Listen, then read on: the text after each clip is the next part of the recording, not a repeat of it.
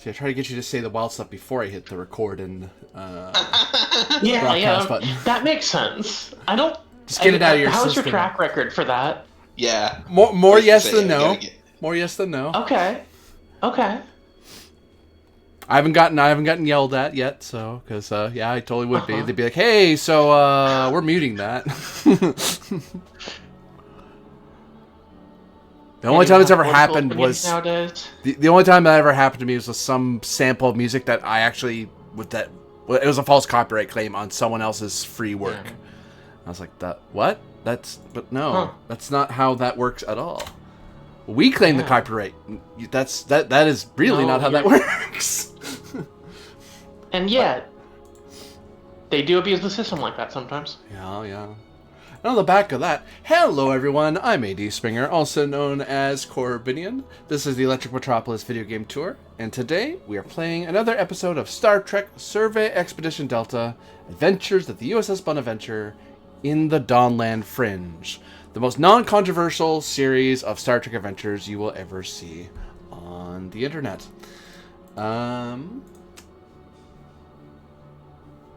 In no way am I getting angry emails.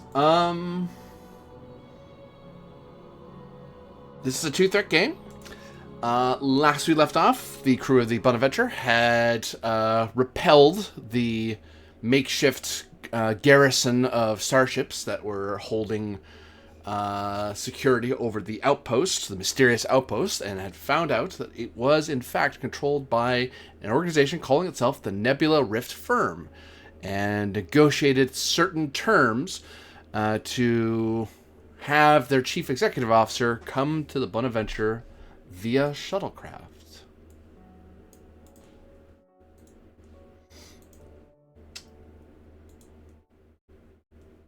And during such time, as a bit of a tidying up, Commander Ilthea, along with Master Chief Gart and Lieutenant Junior Grade Lisa Kelly, had secured the Breen starship that was in the air because it was disabled, and then the crew disabled themselves. So there's now a prize ship there disabled. So I'm not sure if Ilthea and company come back or if they're sitting pretty on the Breen Hulk. Depends on the captain's orders. Go down with the ship. Torpedoes. Just throwing ideas out. Security officer would request. The security officer would request that we bring back any essential personnel.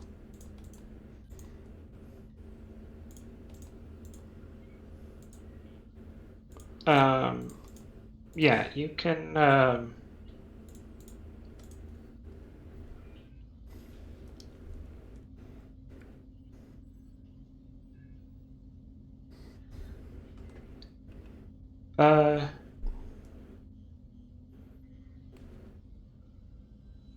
Come back over and bring the brain with you.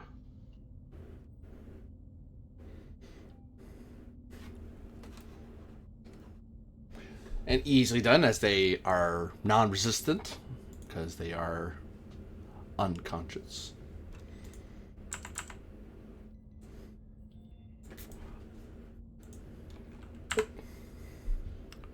And I will mark that your brig is plumb full of prisoners. I have a marker for this. Where is it? I would use, let's use these ones because we just need to know that they're there. I hit the wrong button. Let's try that again. There we go. There is a request as the shuttle heads off. Is there anyone special you send over to pick up the CEO, or do you just send over like a Lieutenant Junior and Ensign to go literally shuttle him up back to you? No, I was.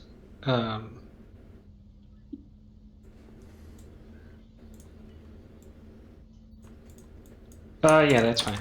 Okay. Yeah, I'd nominate like Kelly and Laketh or something.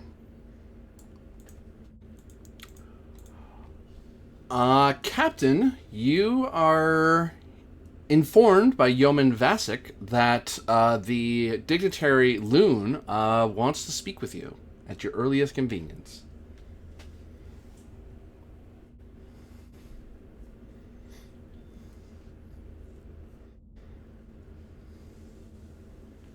All right.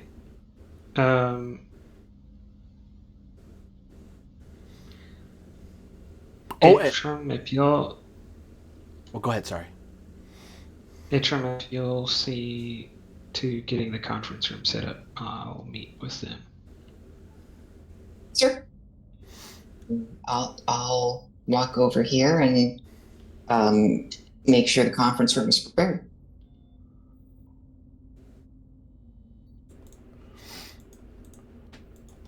I'm grabbing that spray bottle and that fertilizer and sprucing up those plants and coming back. And, taking any important documents, signing out of all accounts, making sure, there's nothing non-Starfleet personnel can't see in here. Atrum, give me control, command, difficulty. Could I argue for security? Could I argue for security? You could, given your argument. Yeah, that's true. Control security difficulty 1. You can succeed at cost because, it's just a matter of making sure it's organized in a way that's helpful so you don't end up just tossing them all and go, screw it, and it all goes into a duffel. Yep. So you're able to go around, check on the plants, check on the coffee, make sure all the data clipboards are stacked in a way that it won't be hard for you to get them back in order again. Mm-hmm. You're able to secure them into the non-essential stuff into a wall container. Yeah. And the super important stuff you're tucking under your arm so you can literally take it to the security office or wherever else you think it's supposed to go. Mm-hmm. Likely handing it off to Vasek to do the actual running around because, you're too high ranked to be doing running around the starship with clipboards. I mean, you could, I guess, but Nope, she's gonna come back, hand something to Vasek, say, the flowers are coming along beautifully, and sit down in your chair. Not her chair, the chair that is currently hers.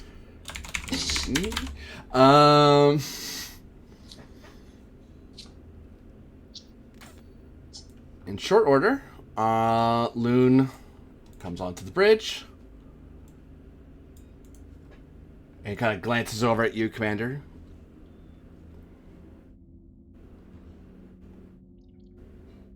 The captain, to meet him, and she gestures to the other 2 doors. Yeah, you may sit in the conference room, and she points over that way. He shall be in there shortly. You're gonna love this. Just when you want to do this scene, the pizza guy has failed to find my front door. So I need 2 minutes. Okay. Well, don't worry. We're going to focus on somebody else for a second. We are going to focus... Actually, one question I have is Commander Ilithia. Actually, I have a different thing to focus on before I get to the doctor.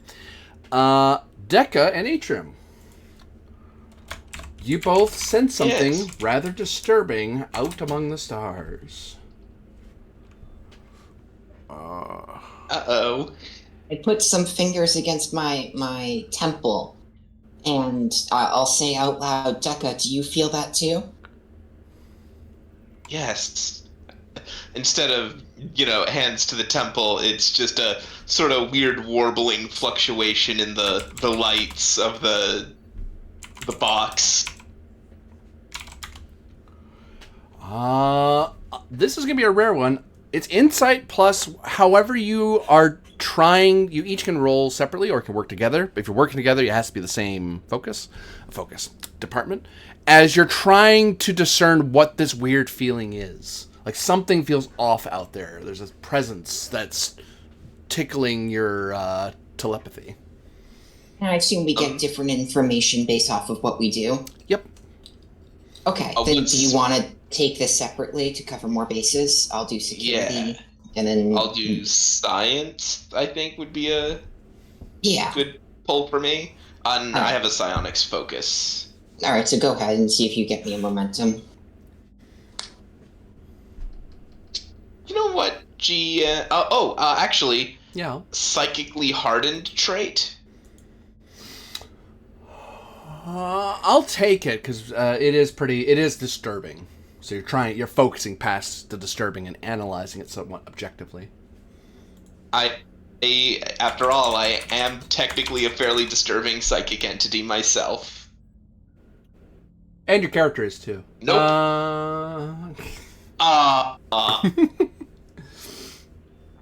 Boo. Both to that joke and to the fact that I failed the roll. Does that roll stand? Yeah, that roll stands. I'm fine letting that pass. Well, the funny thing is, you're not gonna feel fine in Oh, a right. second. I'm about to take damage.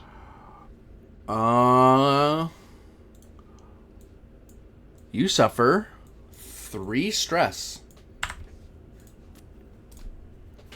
as you try to stare into that which resides between the stars, and it just you get unmoored, and for a brief second you think you're outside of your box, and there's that's what kind of snaps you back to the box. You're like, oh crap! If I'm out of the box, there's a crew full of people I'm about to hurt, and Yep. and everything's fine. So you're not really sure you want to try that again. You could, but you're not sure you want to do that again because you got unmoored, which is unusual. Because usually when you're psychically connecting to something, it's like seeing a light in a dark room. Just walk toward the light in the dark room and you'll get closer to it. It's not, it's plain as the light. You walked toward the light and then the light went away. And you got disoriented. But, Atrum, you have your own problems. Yep. Insight, security, focus, and empathy. I'll say the department again. Sorry, insight, security, focus, and empathy. Yeah. All right.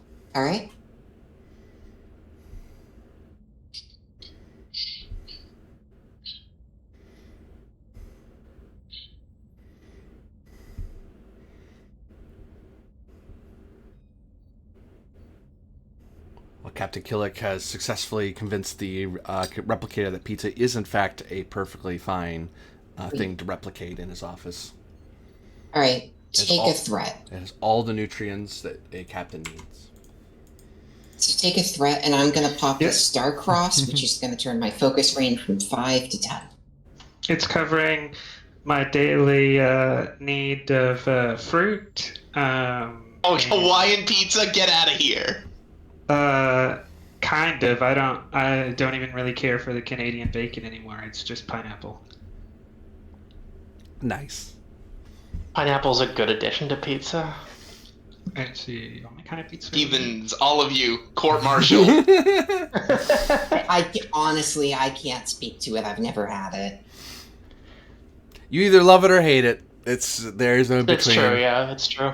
It's like I tried to have pizza with sardines. I've known people who loved it to death and they just have to have it that way. I'm like, I tried it. I'm like, nope, I gave it a go. It's not for me. Sorry, I just can't. It's too... Yeah, if you didn't want to ruin the pizza, you could just have a salt lick. Yeah. Before I became vegetarian, I wasn't particularly picky between pepperoni or cheese pizza, but since I've just kind of always, I don't know, the year and a half since, I've only just defaulted to cheese pizza, and the only thing I think I've done in the few times I've had pizza spiced up is one time I had it with a little bit of onion, and that was good. Well, good news. Pineapple's not an animal. That's true. That is true. Also, if you like mushrooms or olives on pizza, those are honestly pretty good with pineapple. No, Anyway. I haven't tried it. I have white olives. I don't like the middle. Anyways, good news, Atrum. You passed the check. Yeah. And results are in the Roll20. Okay.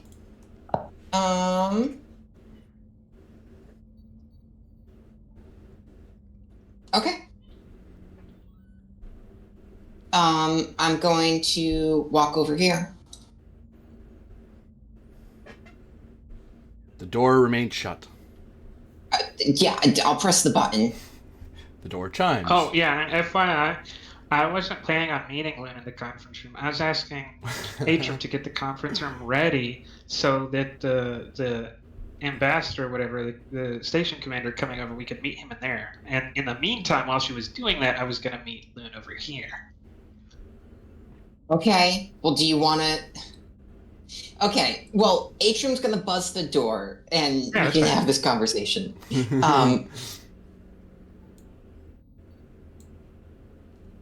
Yeah, go ahead. Oh, okay. Let in. I'm gonna say, Ambassador Loon is waiting for you within the conference room, and I Just must. send her here. Conference room. That's for the station commander. I see. I shall send her here. And I wanted to inform you, and she's going to step over here. Both Decca and myself experienced a wave of psychic energy. I don't know if either of us were able to make a clear picture of it, but I can't get it out of my head. There is some strong mind filled with deception and greed that's difficult to comprehend, and it feels focused on us or perhaps the station. And then she smiles and says, "Just thought I'd want to let you know."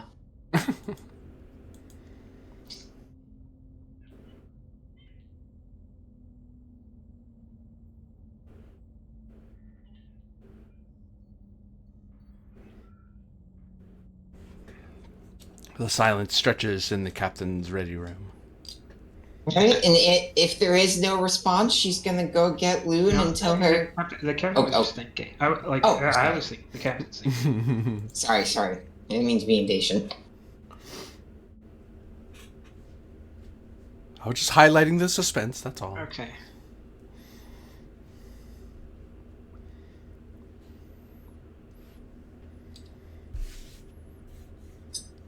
This would be the trademark Killick stroking his chin or something.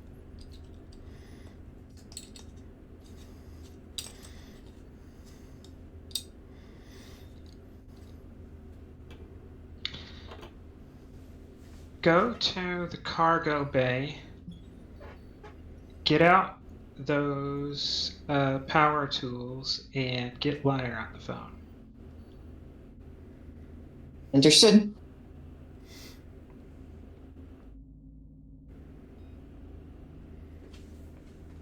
I suspect that you would like to speak with him. No, far from it. You and Decca handle it. Tell him what you know, what you've learned. And that we're trying to release a bunch of enslaved people, possibly people that he's aligned with. So don't get trigger happy. Sir?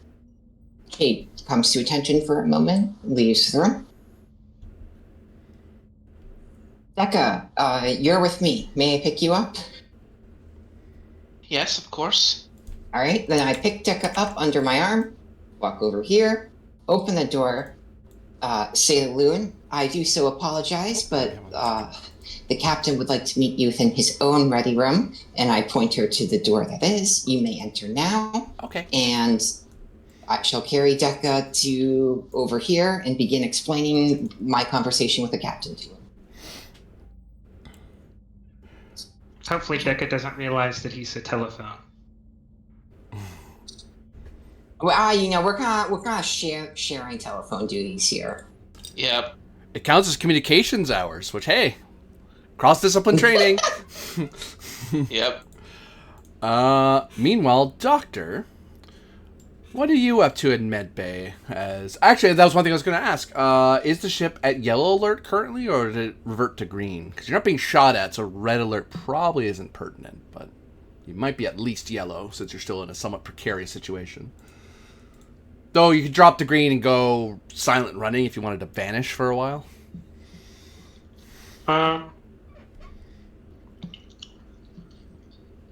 No.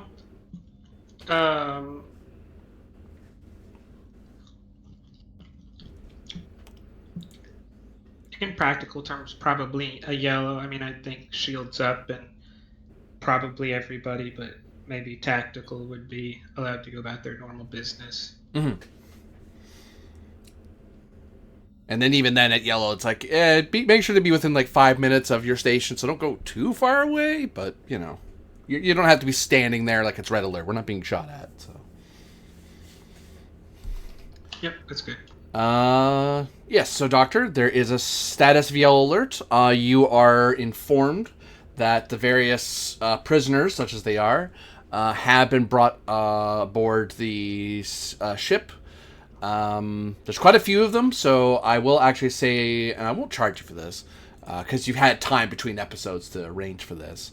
The cargo bay has been shifted into a makeshift prisoner holding, because the break can hold a few people, but it's not really meant to imprison a lot of people. You need to, the ship would have to set up a dedicated area for that. But it all went well, because by this point, Starfleet's starting to get used to handling Breen suits and making sure they're, well, not stacking them, but like making sure they're not going to fall over or bump into something or whatever. Right, yeah. Okay. Then I think what the doctor's doing right now is just briefing the medical teams on trauma response and a little bit of bedside manner for people who've been traumatized. So you begin giving them the briefing, getting everyone set up, because the news isn't going to get any easier as the days go on. And I'll ask you for Insight Security, difficulty 3, as something about you have this bad feeling. Just kind of wash over you, like something feels familiar. You're just trying to figure out what it is. Because you've lived a long life, so there's a few times in your life you probably get this deja vu feeling of, I've run into this scenario before. Maybe a couple centuries ago, but I've run into something like this before.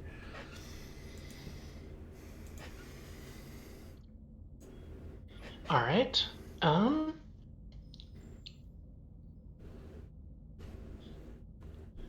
Well, focus in insight then. Yeah.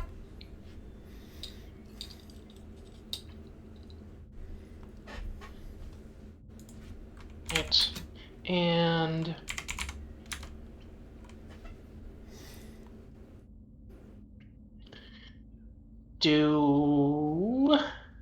does this have anything to do with any of my traits? I think that's the best way I can ask that rather than just trying to fire them off. Once Lanthanite has something in particular, I'm not sure.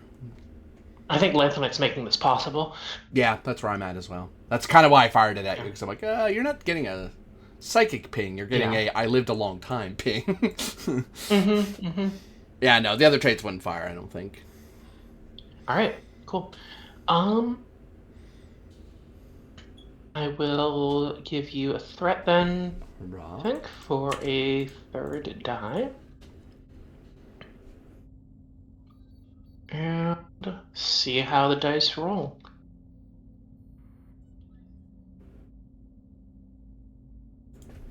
The dice rolled well.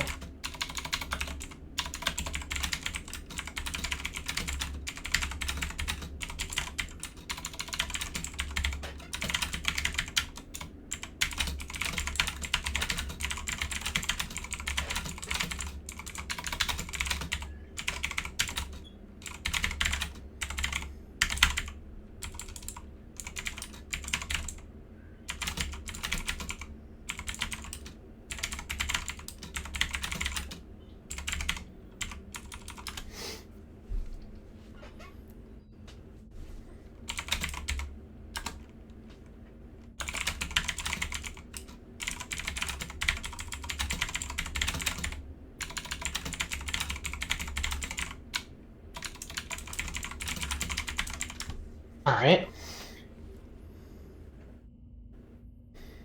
And this is happening as you're briefing people on trauma and how to handle people with reoccurring memories and so on. And that's kind of what kind of tweaks this for you. You kind of you kind of trigger yourself. Yeah. Then Ilthea will finish out her briefing.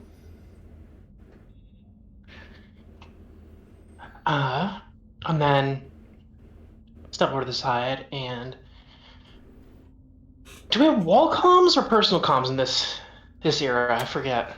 There's the ship phones. Those are the ones you use to communicate on ship. But if you're away from the phone, you can't grab your hand communicator and flip it open. Yeah, we have hand communicators, but we also have the little ship nooks. Yeah, the benefit of these is that they're secure comms from room to room. It's hard to, unless someone literally jams a splice somewhere in the communications network and get lucky they got the right one. They're not catching anything. Yeah, so tap into that and say Dr. Lithia to bridge. Is Commander Atrum there? Lieutenant Fushi here. No, Commander, she just left. All right, any idea where she's heading? No, Commander. Right, I'll find her myself then. Thank you. Hi, Doctor.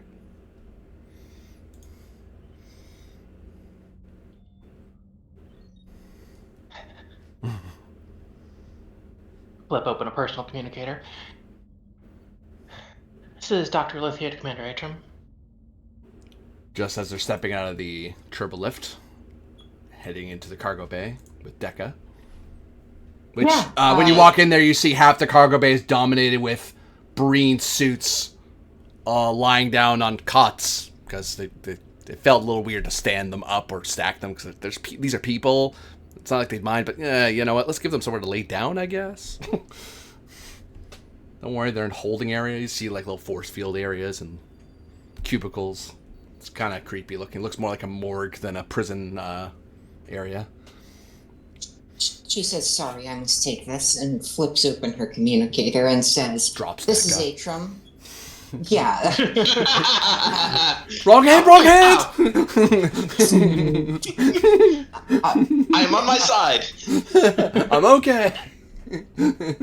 She says, "This is Atrum. I'm with Dekka. How can I help you, Doctor?" Do you have a moment? I have a hunch. It's a memory trigger. I think the ship might be in some amount of danger. We would concur with you. We were about to engage on a psionic pursuit to speak with someone important. Why don't you join us in the cargo bay and we can talk this over? On my way. So you start heading. Communicator close and head down. Then we cut back to the captain as Loon comes to the door. One moment. Presumably to tell me the same thing. It's entirely possible. We're all just running around the ship telling each other the same thing. From different angles.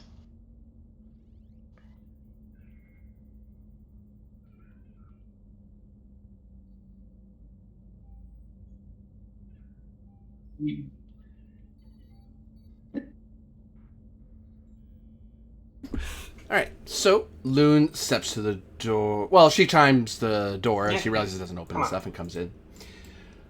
Captain, sorry to bother you. I was aware that I was briefed that your yellow alert is a time of increased attention and alertness. But I believe this may be of some importance to you.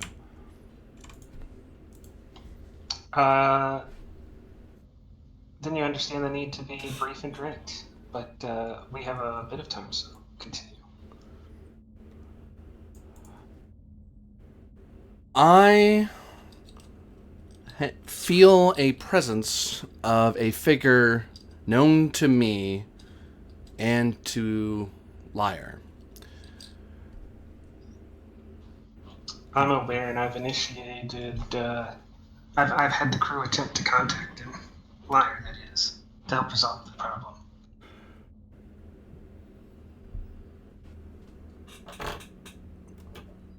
I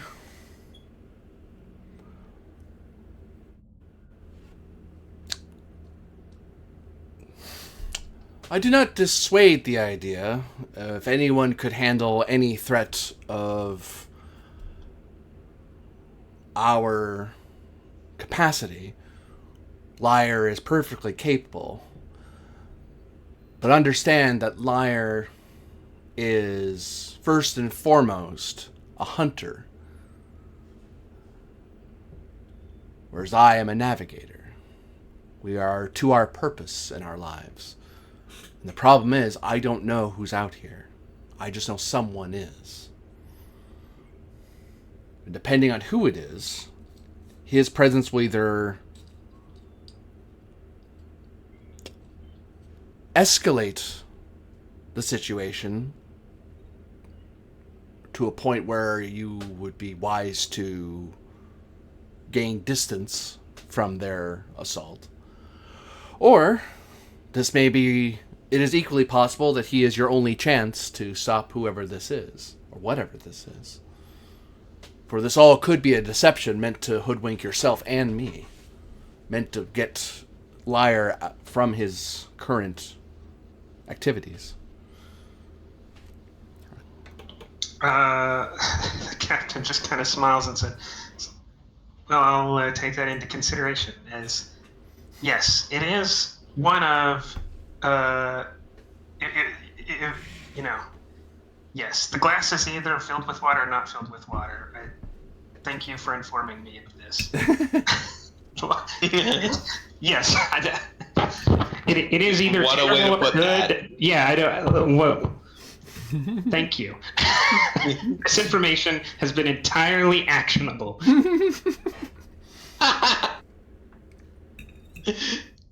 Yeah, it's just say, thank you. I'll take it. I'll take it into consideration because there's literally nothing Killick can do with that.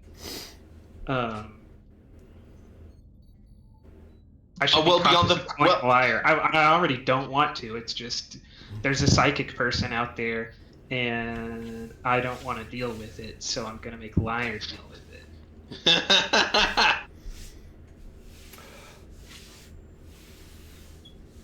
Yeah. This is either a good idea or a bad idea. It's not a either good or bad idea. This could be a thing where like whoever this is coming for us because they know that coming for us is a good way to make us call for Liar.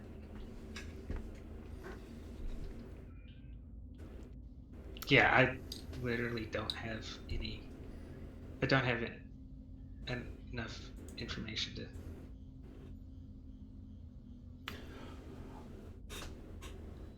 In my brevity, I believe I have alerted you, although I commend your crew for being far more sensitive than I thought they might be otherwise. It seems my guidance wasn't as necessary as I thought it was. Which is a good sign, really.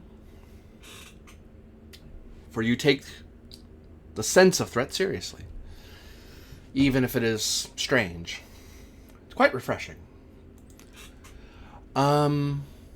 I have other questions and concerns, but nothing that I believe is urgent enough to take you away from looks around at some of the flashing yellow lights. Well, they're probably steady yellow lights. From your heightened readiness status. Then you should speak with Yeoman Vasek. He will make sure you're on the calendar. Thank you very much, Captain. And she turns to leave. And bother Vasek. Scions. Ugh. My Spock hat has gone off. You, Captain, have a problem. Hey, all of our Spock hats are going off. Look at that. Do something about it. I can tell you that all of your Spock hats have been activated. That's all I can tell you. Yep. I'm almost though like, oh If no, you- Captain. If you were, like the prince of a Greek city-state, and the oracle gave you some important but vague advice, you would be the fool who doesn't heed it and suffers a fate worse than death because you refused to listen to what she was saying because it was too vague. I mean, Also, not even that. She came, gave advice. I had already done one of the things. Yeah, better do one or the other than neither. It's like, Yeah. like, do you know this? You know this is a threat, right? I totally do. Oh, that's good. Also, Captain, being dismissive of psionics in a Corbinian game, bold move, Cotton. Let's see how it works out for him. So, Decca, Atrim, and Ilithia, you are in the cargo bay with the makeshift prisoner holding. If we're being generous. Okay, Commander Lithia, what did you need to tell us?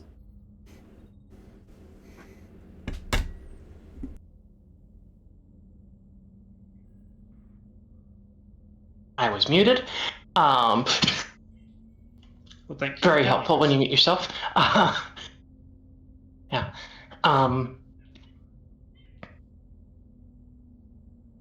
I think we're being hunted. Myself and Decca have felt psionic emanations to a similar effect. That's why we were about to contact Lyre. Oh, well. You're much more skilled in that than I am. I'm just leaning on some very old memories.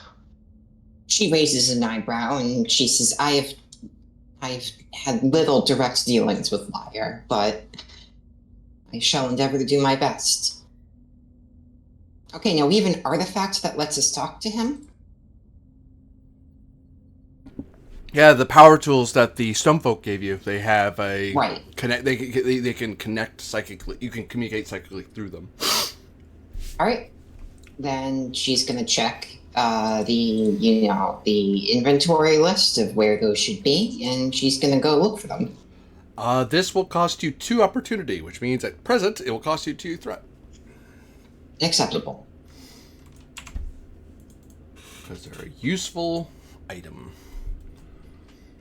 As you pull them out of storage, and to use them, it will require someone who's psionically capable, and it's presence plus command, difficulty of 2. I'll make him busy. I'll make sure he's in the middle of something. 2 threat. He's in the middle of something, so it's gonna be a little harder to get his attention.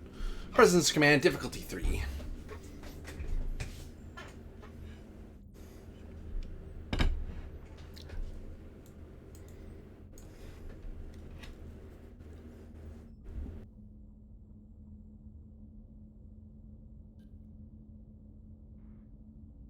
I will assist.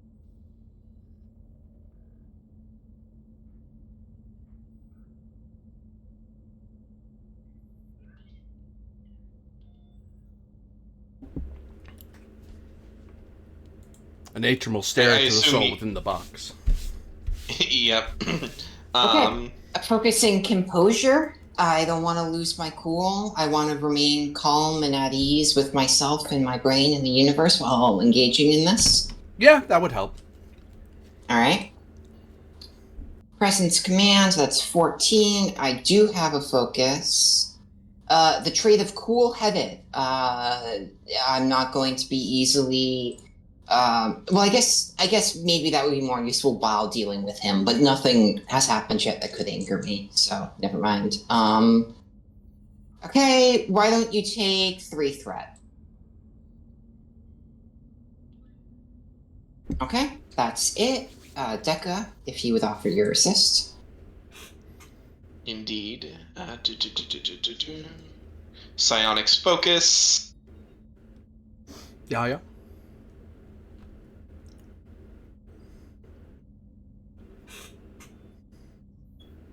Generate a momentum.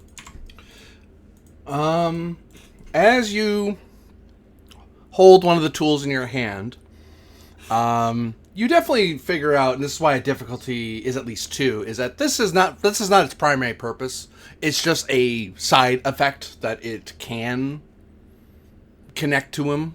It makes it easier to connect with the various rock folk, which means through them you're able to connect psychically to Liar, because presumably he's near them, or at least they can contact him. And he's a presence of his own that is psionic, but not quite in the way you probably are.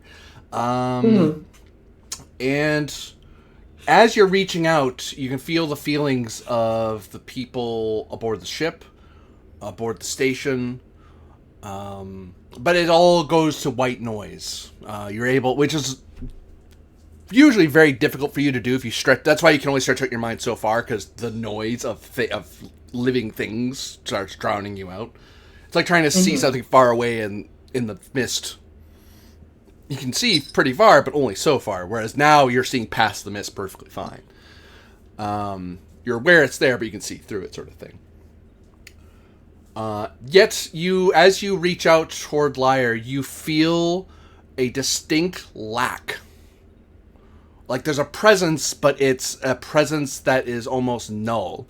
Not quite. There are some species out there that are psychically resistant. It's like if you psychically reach out to them, it's like psychically reaching out to a bulkhead. There's nothing. Empathically, there's nothing there.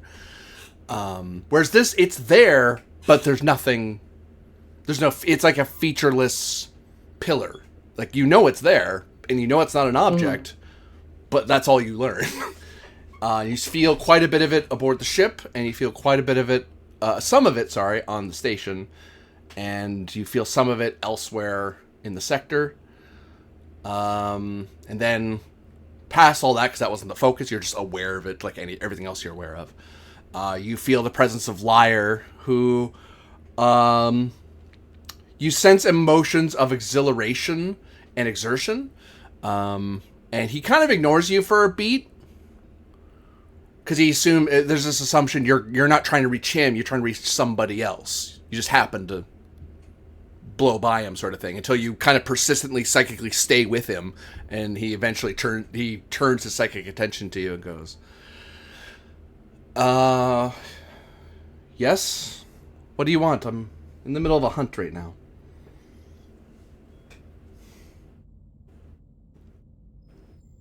I'll leave the Liar? commander to, yeah.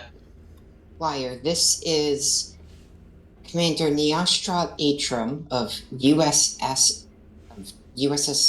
Bonaventure. We are humbly asking for your help. We are intercepting slavers of the Breen Confederacy, along with those capitalists of other species employed with the Breen Confederacy in their slavery art.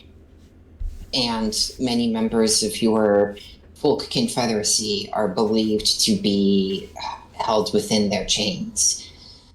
However, we believe a psychic force, a being, a feeling that we are being watched and hunted and pursued by an existence beyond our understanding has permeated over the ship of late, and we fear the worst may come if we do not seek aid in stopping it.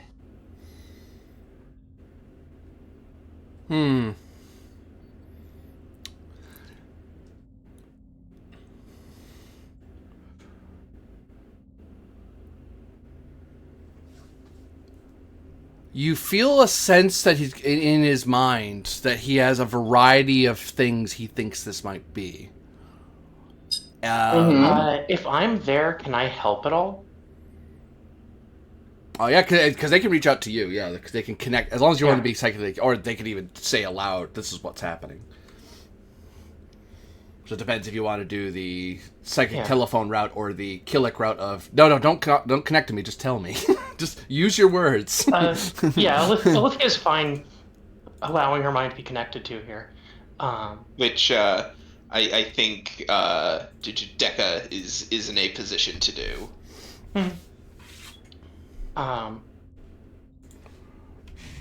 You may attempt. So we'll say, I am not psychically attuned as you all are, but I do believe I've encountered this before, and it was a dangerous and lethal exercise. Present security difficulty 4 as you try to impart, because he asks a few probing questions to help narrow it down, and you're having a hard time because you've never really got a good look. You never really saw it, so you're talking about a lot of feelings and hairs on the back of your neck sort of stuff. It's all vague, but perhaps you'll be able to get answers that Liar can use. Yeah, I can go, hey, here's how the people died, at least. Yeah. It's like, well, that narrows it down. It's not the octopus god, so... Yeah, exactly. The what? Like, some people call him the dreamer, the great old one, but I wouldn't worry about him. He's asleep. Yeah. The what? Let's see, I think I'm going to... This seems important, so I'm going to spend a determination, I think, towards... Let me see if I have a callback real quick.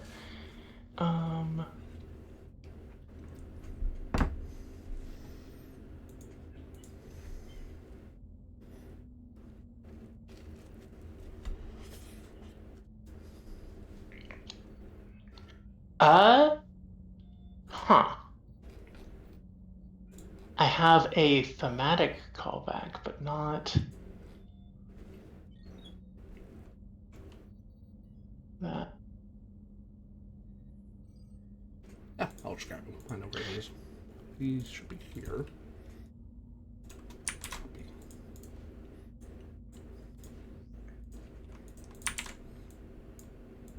So either using I remember those I've walked with, or I can't save everyone, but I'll be damned if I don't try. As a value? I remember those I walked with. Alright. Is there a reason to pick on you before I get too far from your sheep? There might be. No, I don't have a reason to pick on you yet. Okay. And no, I don't have a good callback for that. Okay. Let me see if I keep that. I do.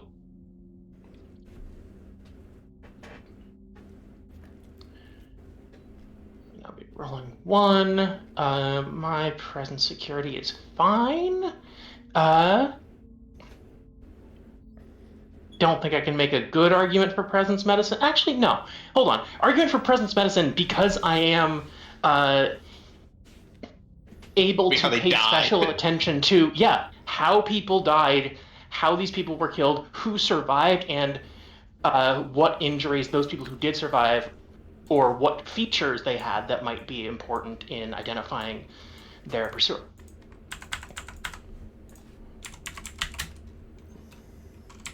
Complication, you can do that. Complication will raise to 3 as you focus on those memories briefly. Even if you back away from medicine, you suddenly remember the harrowing moments that you saw time and time again. Gotcha. And it's somewhat distracting. These are not pleasant memories to be thinking about. No, they're not.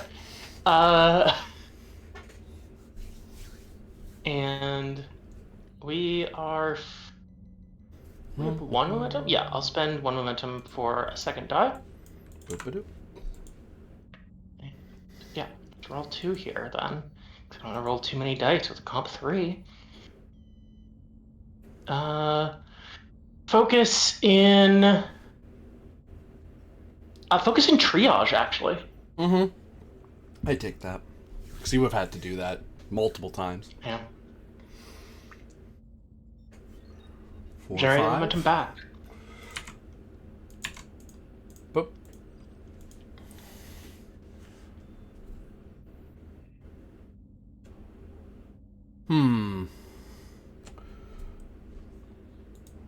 What you describe is both good and bad. The good news is I believe this is not any of the great consumers or monsters that I've encountered among the stars, but this is a creature who enjoys playing rather mean tricks. The problem is, a mean trick to me is merely annoying. A mean trick to you and your ship could cripple or destroy your ship. But they are something that you can speak with. I can start heading towards you now and see where he's hiding. In the meantime, I would tell you to not act with fear, to not act with a lack of caution. For these things he preys upon. These things he enjoys. And if you face him, you either need to hit him with the most mighty of your attacks, or you must convince him it's no fun to deal with you. Unless, of course, he wants something from you. And if you deal with him before I get there, I would talk to Loon first. She should be still with you, I think. So Yes. make sure it's a deal that isn't more than you can actually deliver, because if it is, you will be tasked with something that will take you centuries to complete. And he will expect you to do it. So make sure it's something you can actually do before you agree to it. If you agree with to it. another tricksters, then.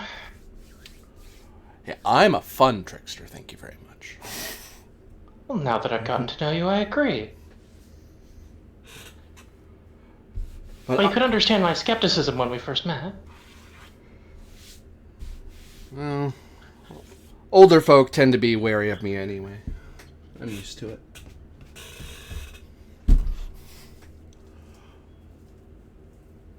I shall begin my journey toward you.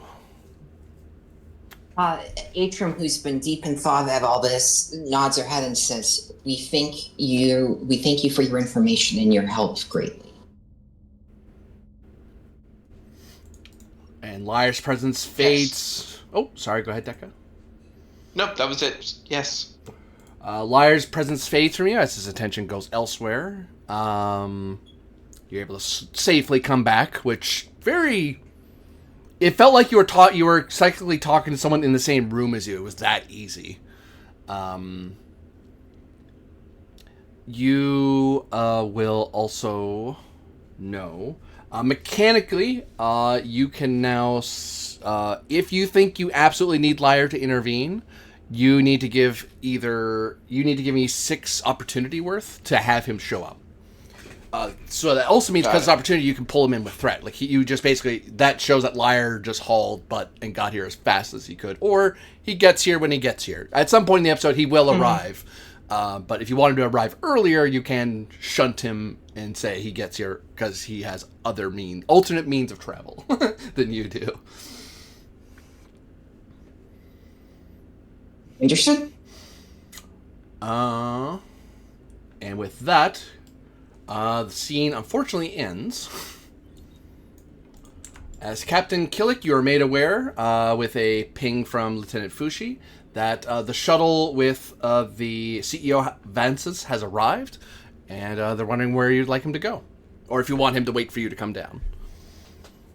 Escort him to the conference room. Aye, Captain. And I'll send word for Atrum, Milithia, Dekka, Bran, Vasic.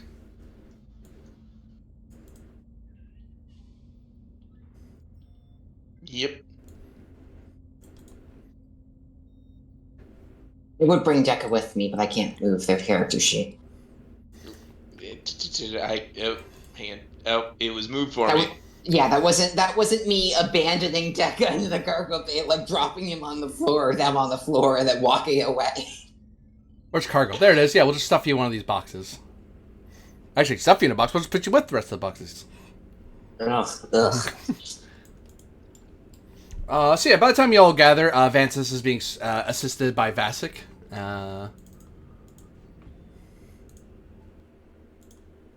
And eventually Vasic kind of harries him to, diplomatically to kind of, everyone's here, you should probably take a seat now, sort of thing. And he very genteelly, if you will, goes to sit at the other side.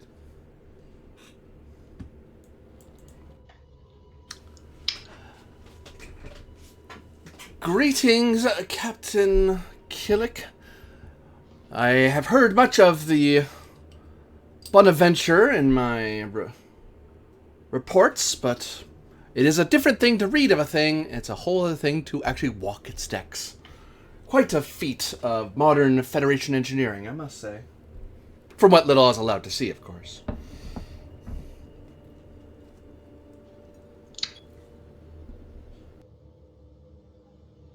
Well, we appreciate your praise. Do you have a title, Mr. Vansis? In the fine traditions of my homeworld, I would be best addressed as Chief Executive, but in more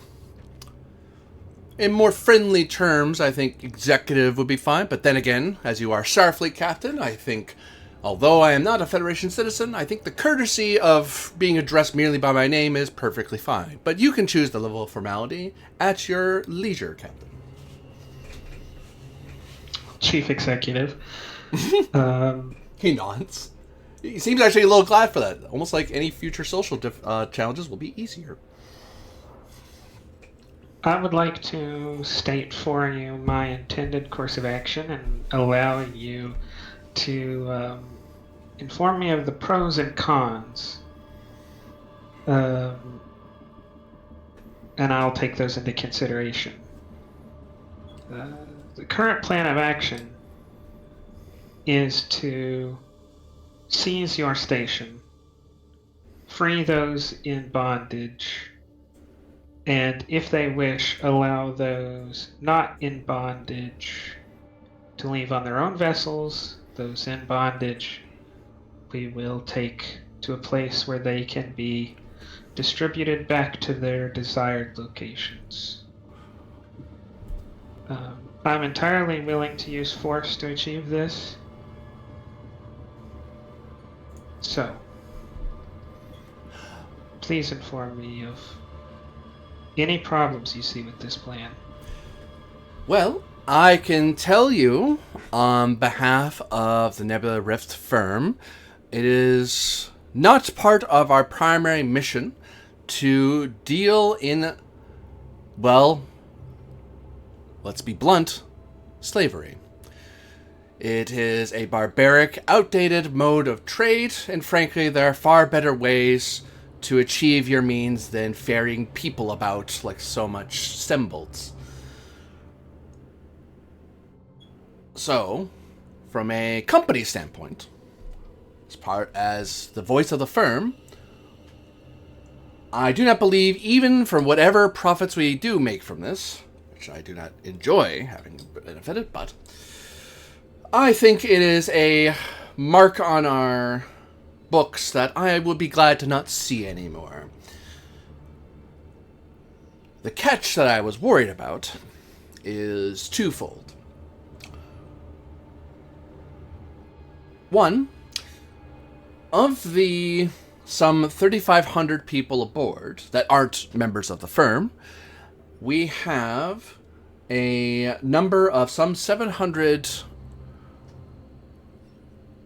slaves. There's a fancier way to say it, but let's not insult each other's intelligence. And some 200 slave masters that have been sent by the Breen to manage what they would call their stock. So, my firm is currently contracted to, under Breen law, to deal and trade with them, and to give them the services of the outpost of which I administrate. Now, I could, in the good spirit of interstellar commerce and relations, simply not choose a side and step out of the way. I believe a ship of this size, and with the amount of stars on everyone's uniforms here, I believe you are in command of a sufficient number of people that you probably could overwhelm their numbers. So the first matter is the number of people you would need to free, and whether you have the capacity and means to do so. But that is a matter I worry only to see if you can do it. You know more about your ship than I do. For all I know, you have greater capacities than my reports give. I am certain Starfleet doesn't tell random outsiders precisely what their ship capacities are. We can care for a number of them. It might put a strain on the ship, but might also be able to make multiple trips, given that I'm sure you were going to express a willingness to provide in charity for anyone we had to return to relieve.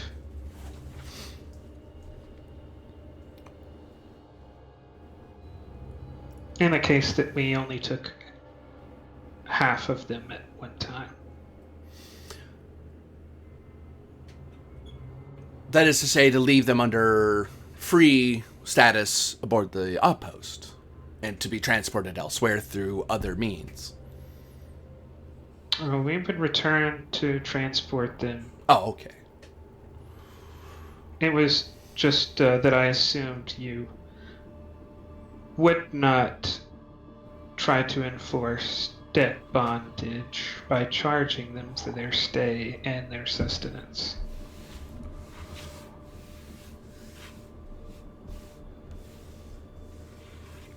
I could manage that much. I do not believe it is a significant rounding error of our finances to provide for them. Besides which, why make things more difficult than they have to be? For anyone. The captain will shoot a glance at Atrum and Alithia. The captain doesn't intend to leave anybody else here. He just wanted to push this guy a bit to see like how cynical or how tied to money he was. And he's at least willing to scrape his pocket change together, so I'm satisfied. Yeah, GM. Unfortunately, immediate momentum spends are the ones you can use for threat, right? Yep. Okay. This might not be possible, but Open Book says when a character enters a scene, you may spend 1 momentum immediate to immediately ask the game master 1 question about their current emotions or surface level thoughts. Is it too late to try to proc that to see how honest he's being? You would have to... Oh, go ahead. What's your alternative? I was going to say, alternatively, could I just simply make a psionics roll to attempt to ascertain his honesty? So you could psychically determine his honesty. If you did the open book, it would have to be, you'd be asking something that isn't... Actually, I suppose you could phrase the question, like, this conversation aside, you could say, is he a trustworthy person? Is he a deceptive person? Like, if you like open book, is he that kind? What kind of personality is he? You could just on a glance catch that. But if you're trying to see if he's lying about what he's talked to with Killick, or if he's being evasive about that in particular, that would be after the scene started, so you'd have to psychically read him as he's talking. Okay. Well, sure. Could I have attempted to have done that while they were talking? Certainly, he is the defender. He will naturally Okay. oppose psychic intrusion.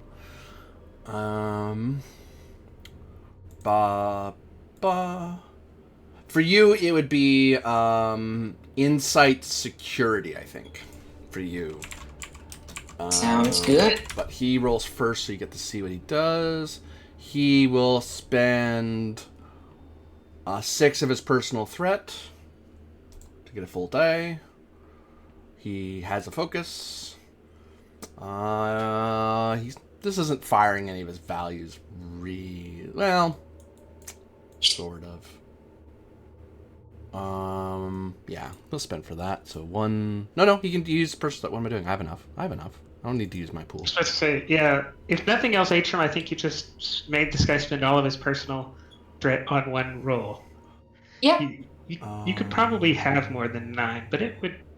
If he does have any left, it's very little. He spends toward a value. Information is power. Maybe he would have spent all of his personal threat to help us, but something tells me he probably would have spent it all to claw back some of the merchandise during the fighting. Oh, also, if you wanted to shoot him right now, he wouldn't be able to stay up very long. So true. I mean, I think it kind of went without saying that in this situation, if we wanted to kill him, we could, but that we wouldn't kill him because that's not how our operational procedure here. I'm not suggesting a course of action. I was merely commenting. He has other abilities, but I don't think I need to use them because he rolled really darn good. So that is 1, 2, 3, 4, 5, 6, 7. Difficulty 7. Good lord. As he rolled Do amazingly. you really want to know the answer to this? All right, guys, do we think I should give the GM a bunch of threat, essentially act as a further from personal threat to regular threat, or just not even make an attempt and simply accept that what I've done here has burnt away a bunch of his threat? No, actually, note that His you, first threat. since it's opposed, if you just fail, then I get 7 threat. Oh. Okay, Oh. okay. 'Cause so it's there's opposed. no reason not to try that. Okay. Not at least, at the very least, rolling 2 dice, if nothing else, to prevent me from getting threats. Uh-huh. But it's up to you how much you want to risk. I was just alerting Alright, you that since if- it's opposed, he can just get threat back by succeeding. Insight security, a focus in investigative techniques, Yeah. as I'm, gingerly and gently probing different parts of his mind, trying to find the weak spot. Yeah, what part of his brain is he hiding the most? What is he trying to push in your face? The trait. Go ahead. Is the exo ability an immediate spend? It is, I think. Yes, spend 3 momentum immediate to enable that character to. But we don't. Oh yeah, we could give the GM threat if you were going to give me your determination. To get mine back? Yeah, but it would be dependent on the GM agreeing that there's, an intensity that Killick can see on Atrum's face. And Killick does not want Atrum to do this, but thinks, she's looking at him pretty hard. If she's doing what I think she's doing and she screws this up, she's going to sink a lot of part of my plan. So a stern look of get it done to her. I can tell you're doing psychic stuff.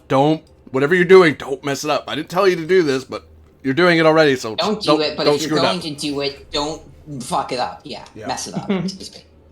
And I'll give you that, which I assume you give me an equally stern look of I got this, Captain. Yeah, no, she glances at him and then glances at Vansis and gives a light smile. As GM, yep, you take three threat to give the GM's determination back. Okay. The GM's determination. The captain's determination. I'm sorry. Look, I'm the GM now. Corbinian is a very determined GM, but that's not measured because humans don't have character sheets. I'm reading the rules right now. Vance didn't have any of that. He only rolled 2 successes. So. Oh, get away with you. Okay.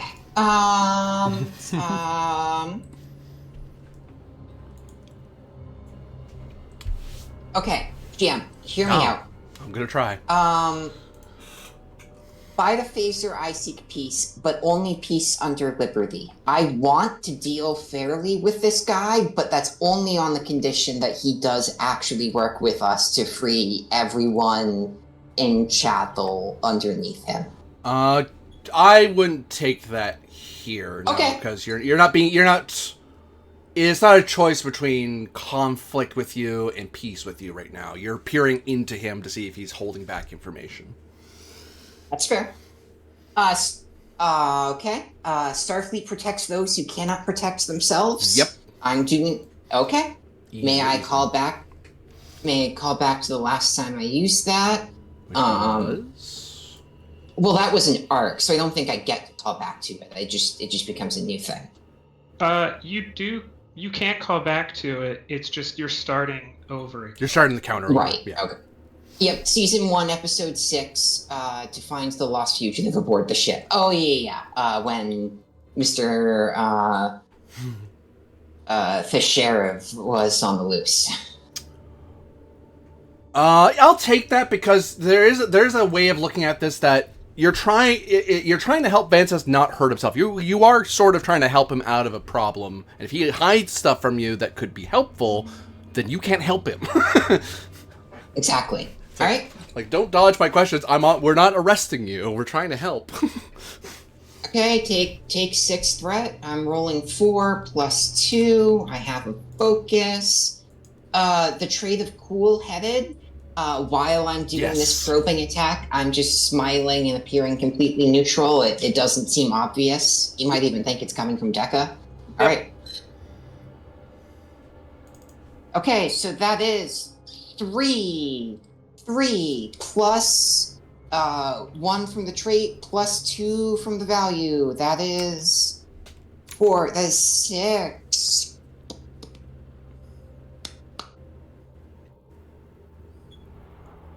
Okay, GM, can I spend the regular determination on I feel your pain, I feel everyone's pain to re-roll those 2 zeros on the basis of I'm trying my hardest to feel the emotions of this guy and everyone aboard the ship for their sake?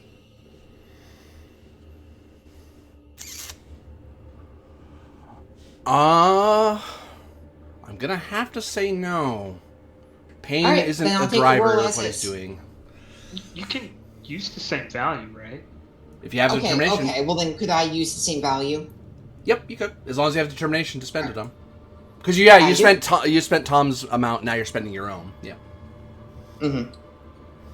Okay, so that raises us up from 6 to 9, which beats him by 2. Well, you can do a re-roll. Oh, you did roll, sorry. I thought you were just adding 2 apropos of nothing. I was like, no, you can't do that. It's like, oh, you rolled better. Never mind. Yeah, that generates 2 momentum.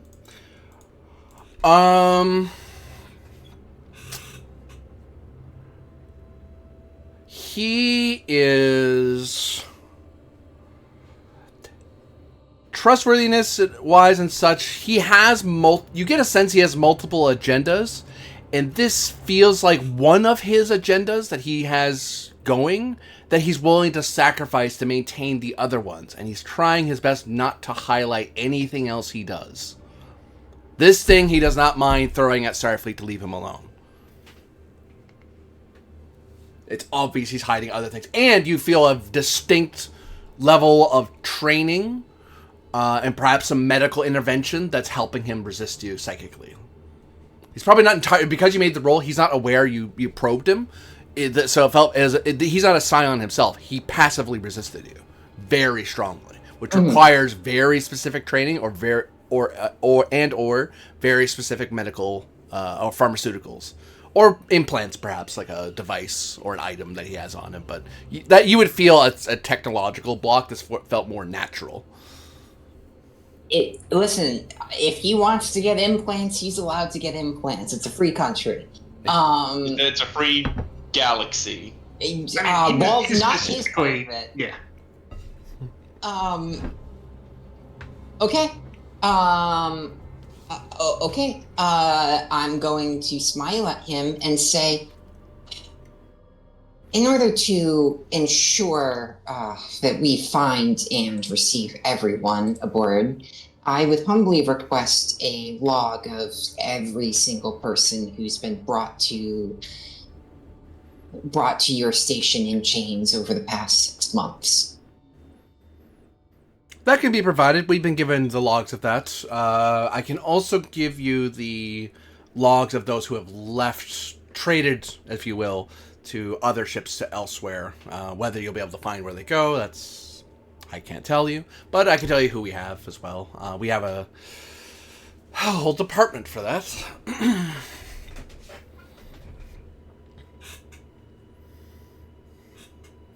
And you are Commander... Is there you're... tension? Oh. Has the tension in Atrium's face released? Because Killer can't tell you're doing psionics. It's just like you're like staring that dude down. No, she has cool-headed, so like she doesn't visibly express it much. Enough that you can detect what's going on because she's not talking and being very still. But she looks happy, and then she'll give you when she's finished, she'll give you a look. That's you don't know exactly what she's trying to communicate, other than perhaps I'm done. And then she starts asking him her questions, and she's going to say, I am Commander Neostrat Atrium. I am the security officer and the first officer of this vessel. Yes, you're the daughter of the Atrium family on Beta Z. I believe but yes. I think I've dined with a Hazeli Atrium, if she's an aunt of yours or anything like that. Atrium looks particularly cold and says, "You're a friend of my mother." I'm friends with many people. Well, business associates. I would in my home worlds. Business associations are a form of friendship, but I understand that outside of our cities in the clouds, such relations can be more construed as a business relationship. More than acquaintance, but perhaps friend in the way you understand it is not quite that intimate, I wouldn't say, no.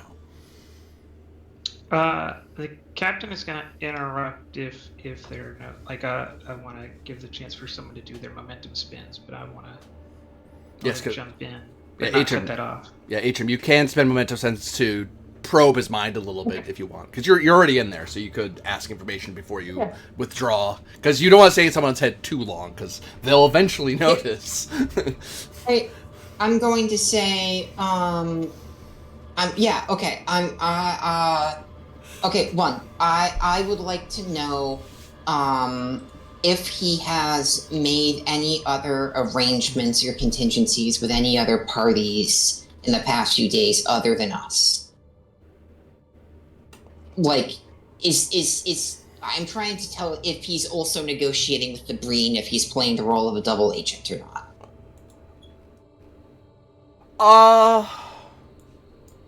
Well, I can answer that to the best of my ability. In a way, yes. You get the sense that he is very much... He's not looking out for the... There's no Federation patriotism here, but there is no fanatic loyalty to the Breen either. He's loyal to the firm. Okay. So whatever benefits the firm benefits him. So if you guys aren't of benefit, then he'll look to the Breen. But at the moment, Breen don't look like a great investment. So he's not actively negotiating with it, but days ago, you get the feeling that he was talking to the Breen about better security, changing how the mine layouts go, that sort of thing. Like, he's trying to make sure that the station and the firm are safe as much as possible. All right, and I shall ask a second question of, no, you know what? I'll save my momentum. I think I've gathered what I want to know. I shall put down on a pad something to the effect of, man seems honest, seems loyal to the firm, and seems to be psychic or specially trained against them, and display that message on the captain's screen.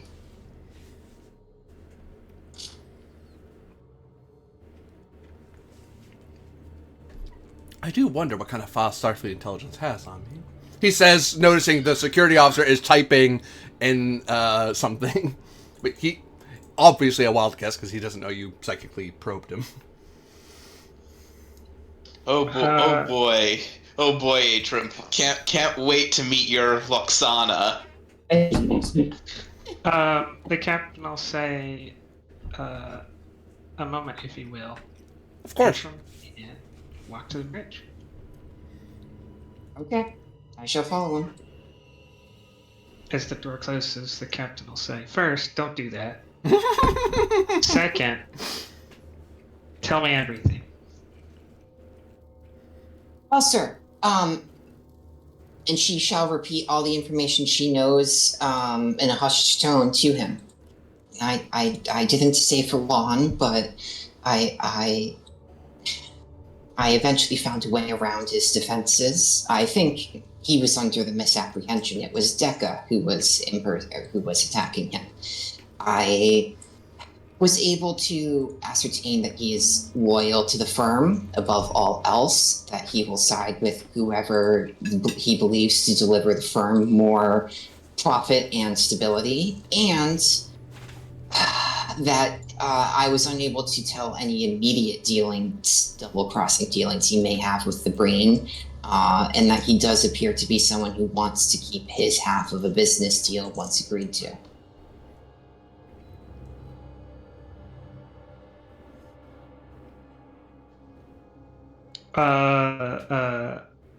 Rely on the fact that you said you share everything and then did not highlight it again. Killick's going to say, wait.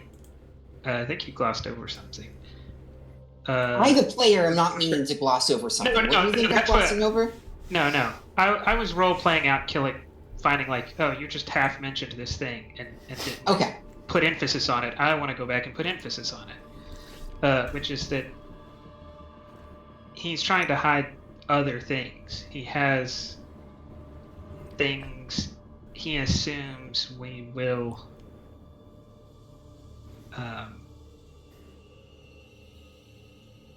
interfere with if he doesn't get off his office back.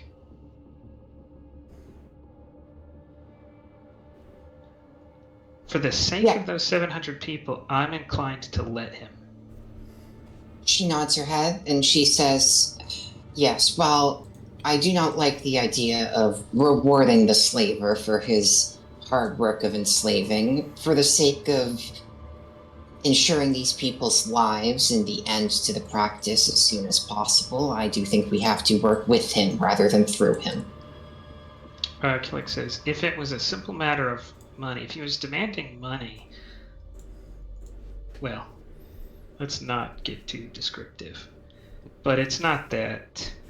I'm sure he's trading in weapons, he's helping plan for some, I don't know, invasion, or there's something going on, but I'm not going to sacrifice those people on the altar of stopping whatever that other thing is. A bush war this far out between the Federation and the Brain could net an arms dealer a fair amount of money. That would be my first guess, but I am biased. All right, I don't want to give up your successes, so let me utilize this information so that we still have you in as a not a perceived threat. Sure. She smiles.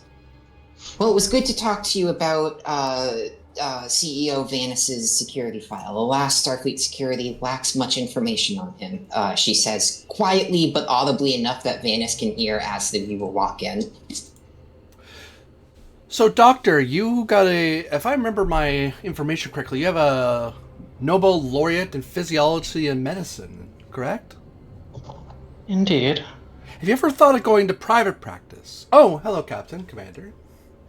Well, I've been in private practice before for quite a long time.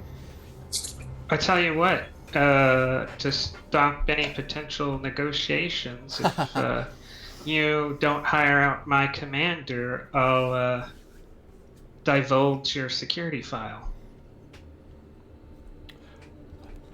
Just being polite. As you well know, skilled and talented people are far more rare than the Starfleet Academy pamphlets would have us believe. There was a second thing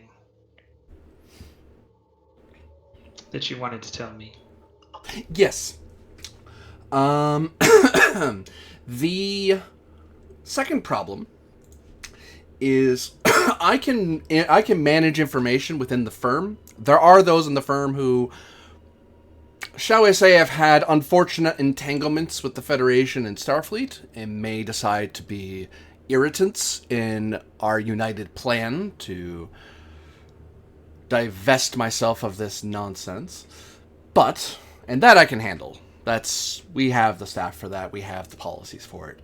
My worry is of those 200 slave masters and of the other 600 vendors and some 2,000 visitors aboard. Somebody might notice what you're up to. And they may decide to scream for help. Indeed, I worry that the mercenaries who fled the system may very well be, well, they may either be running to the Breen to warn them of what's happened, or they may, as mercenaries tend to do, flee and take the money they got. So I'm less worried about the ships that fled and more about the people aboard who may, without directly shooting at you, they may call for reinforcements.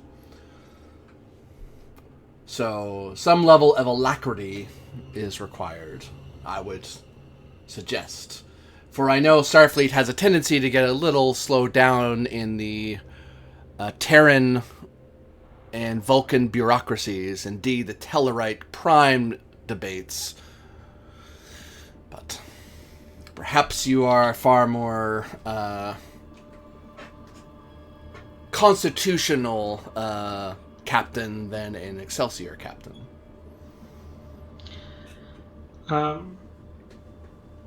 I tell you what.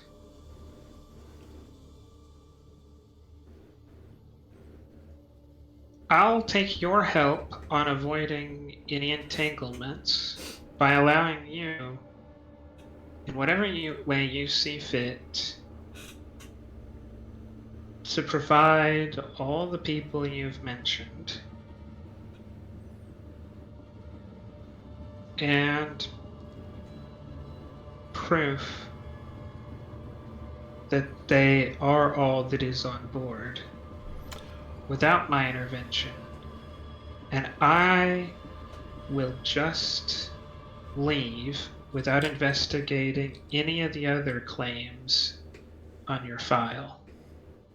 Everything else that we have on you and the firm will be left to someone else some other time. Well, I cannot provide an immediate answer, for I do not know precisely who. I just have an educated knowledge of them. But that said, we do have an intelligence and security arm within the firm, as well as some well-vetted private investigators. I could find this out. It's just a matter of time. And with some alacrity, I should be able to gather information on who is a, shall we say, Breen sympathizer or Confederate for their Breen Confederacy. It's much funnier if you already know that they are. Never mind. So yes, I can provide that information to you, Captain, but it will be a matter of time, and, well, you won't have to worry about the money. I'll front that. I just need you to stay about and be prepared. Atrum will say, "How kind." Aren't I indeed, Commander?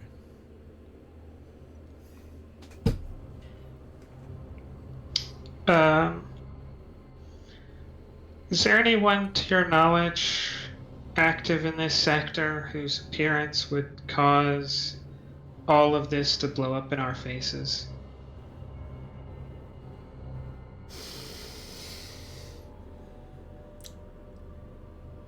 From my intelligence, and indeed some of which the brain has shared with me, which that was never a great sign, or it was, given that you're here after all, I believe that they have spoken with yourself and encountered Dr. Ilithia. I don't believe anyone else of your senior staff has encountered them directly. I am only familiar to a degree of what was posted in the gazettes for the Starfleet Academy transfers. So mostly the junior officers who were posted to what have you. But your middling junior officers or senior crew, I am not apprised of. That is information that is quite illegal to pry into too much. And if not illegal in my case, far more trouble than it's worth to pry into. Oh, I didn't mean any Starfleet personnel. Oh. I meant anyone active in the sector. It could cause us all a problem by showing up. Oh. As Killick tries to probe if he knows about Liar. Let me think. Well, if I'm not to be a doomsayer, but you asked, I want to give you a complete answer.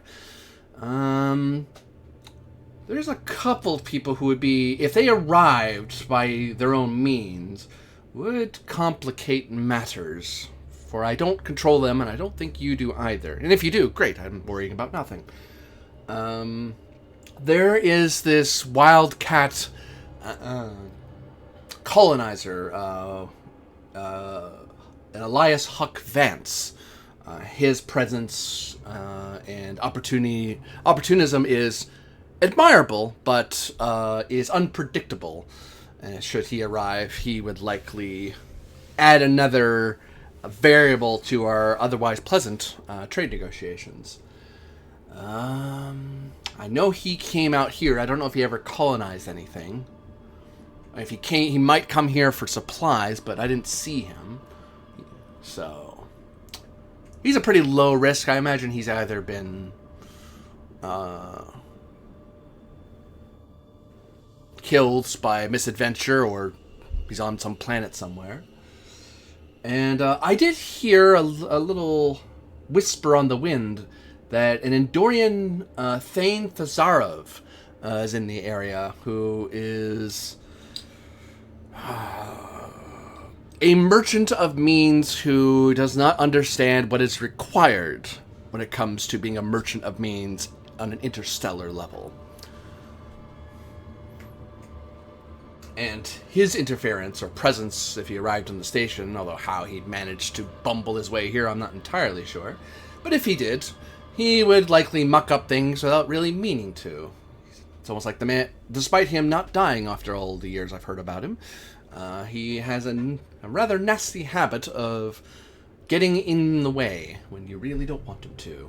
I begin to suspect he's a Starfleet intelligence plant, but again, there are certain things I'm not allowed to look into without getting Starfleet and Federational entanglements. But those are the two I could think of. There are others, but I don't think they're in the sector anymore. So their possibility is minute. Barely worth mentioning. But I mention it all the same.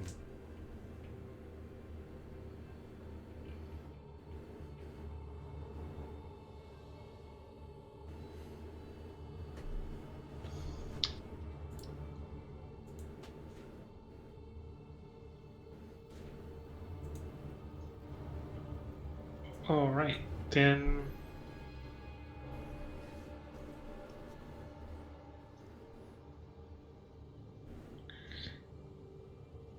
You may return to your ship, your station, and begin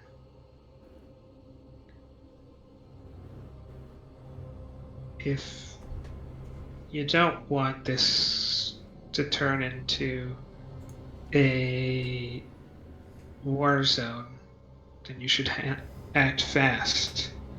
Because we will defend our ship.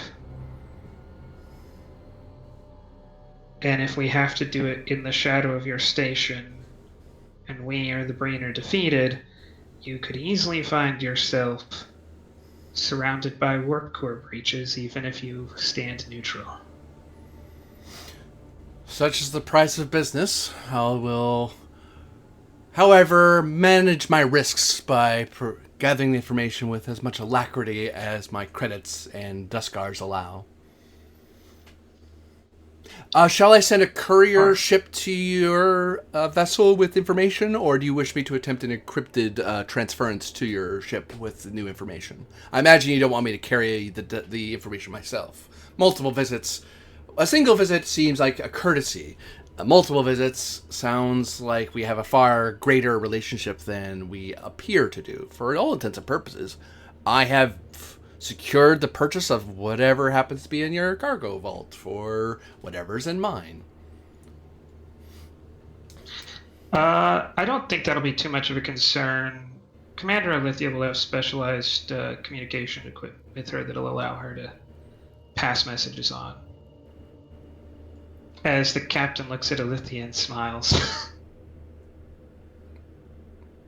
Princess raises an eyebrow at that. In fact, why don't you come with us and sample the food replicator while the commander changes into something more commercial? Ah, certainly. I hear your ship, modern ships have replicators instead of those food synthesizers.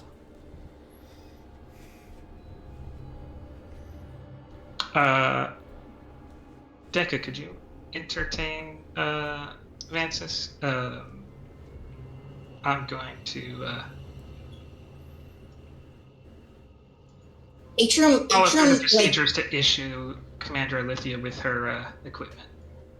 Atrum gives you an extremely strange look as to why you assigned the officer without arms or legs to escort this man out of the room, and she's going to pick up Deca and say, "If you'd follow us, sir." I just said I wanted to talk to you and Alithia.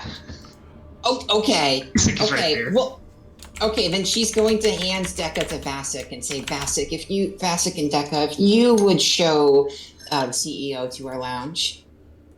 Of course. And she smiles and says, "It was so nice to meet you." Captain is going to send Vasek with a literal chatterbox.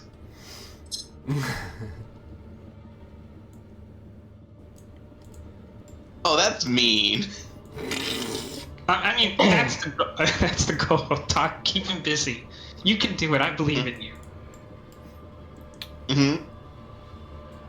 And indeed, I will cut to Deca and Vasek after we finish the scene in the conference room. Huh. The captain says, Commander Alithia, I need you to appear to act as our insurance. To be present, to talk with him, to help solve any problems that come up. All right. Atrum's going to be our literal insurance.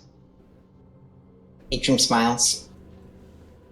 I knew you weren't going to let me ask you to take a phaser and some demo charges and transporter enhancers if necessary,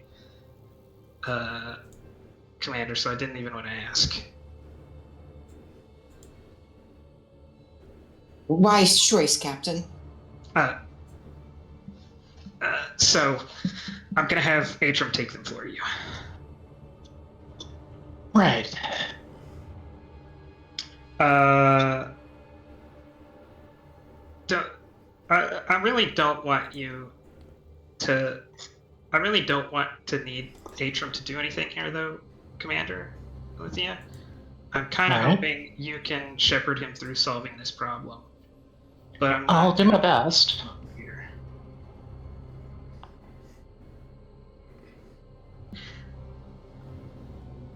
And I spoke with Thatrum. I'd also like to get your agreement that we're going to ignore anything inconvenient as a means to get these people off.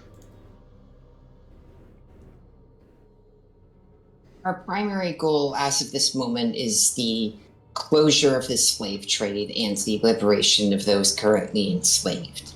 We can deal with any other crimes that may or may not exist at a later point. We cannot compromise this anti-slavery mission at this point. I will note anything else that I see down, but will not make any mention or fuss about it then. She's Now, whatever you can down, try not to find yourself taking notes in their computer core. But I shouldn't. Just use your best judgment, Commander. It's not that I don't want to know. It's that I don't want to know.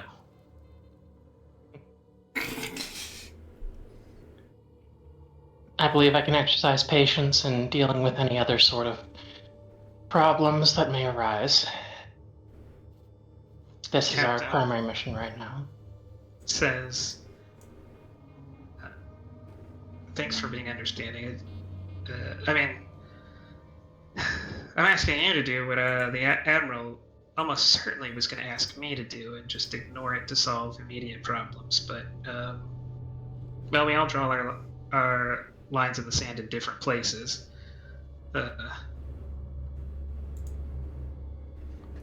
Good luck. Oh, and take get with Atrum to get a piece of encrypted comms equipment. All right. Where's Atrum going to be during all this? Well, it sounds like I'm preparing a boarding party that I hope we do not have to make use of. I can't send multiple people over there. It's just got to be you. I just need someone who's an ace up my sleeve if he tries to back out. Sir, Someone who is skilled in security matters, infiltration, ship design, engineering layouts, weapons layouts. inspiring someone- speeches to the masses. Actually, no, I don't need that. She smiles.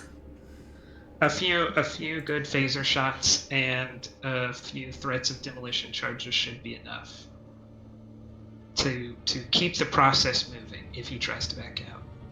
Of course, sir. Right. I shall be waiting by the transporter bay with all the necessary equipment. Do we think we could smuggle a transport enhancer with Alithia? I'll I point wouldn't out those recommend things are are They're almost big. like a meter tall. Right. Okay. Okay. Yeah, and I think the book restricts you to like 2 pieces of equipment or something like that, doesn't it? Yeah, you can only carry, one gun and 1 piece of equipment or 2 pieces of equipment, essentially. Mm-hmm. All right. Right, so I'll get the encrypted communications device, Atrum, and then change into something more mercantile. Do we have multiple transporter rooms? Presumably, yeah. On a ship this size? Yeah. Then I would like to work with Bryn and to hide Atrum's transport under Alithia's transport. Unless, oh no, he came on our shuttle, didn't he? Yep. Okay. You could just hide Atrum in the shuttle. Yeah, I want to work with Bryn to hide Atrum in the shuttle. Or Atrum can work with Bryn. It's probably the better person to do it. All right. So yes, I shall flip open my communicator and say, Bryn, Atrum to Bryn. Before you get too far, let's note down what you two are trying to make sure you're bringing along, so you have an idea I was going to say, was asking Bryn to meet the 2 of us in security so that we can do our shopping. So, Alithia, I don't think I spelled that right, but, arms, device, Atrum, phaser. Type 3 is the rifle, right? I never Correct. remember if one Yeah, was type 3. three. Yeah, alright. Yeah. 3.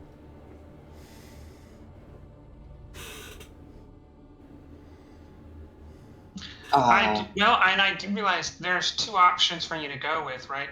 You could go in civilian clothing and take a type 1, which has hidden trait, if you want to do more like spy stuff. If you want to do like, I don't know, like Delta Force stuff or something, then yeah, you probably want to take the type 3. Alright, yeah, why don't I take the type 1, and then take, charges. Not depth charges, would you call them? I just call them demolition charges.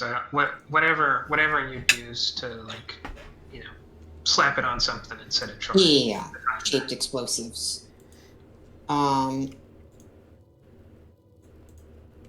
I think that works out, because I think you're only supposed to have, like, if you take a hand phaser, then you get 1 piece of equipment. So I think something like that. And then I shall also change into civilian wear. I'll have Yeah, it's not just a comms device. It was gonna. Like an encrypted one. Yeah, which I'd love to give to Atrum too, but I don't know if it's a replacement for a comm badge and it's kind of okay, or it's like a whole separate piece of I equipment. have an inbuilt encrypted communication method. You just have to have Deca use it. Oh, okay, that's fine. You're right. Yeah, it's true. I'm always right. Just plug at the end of the wall and.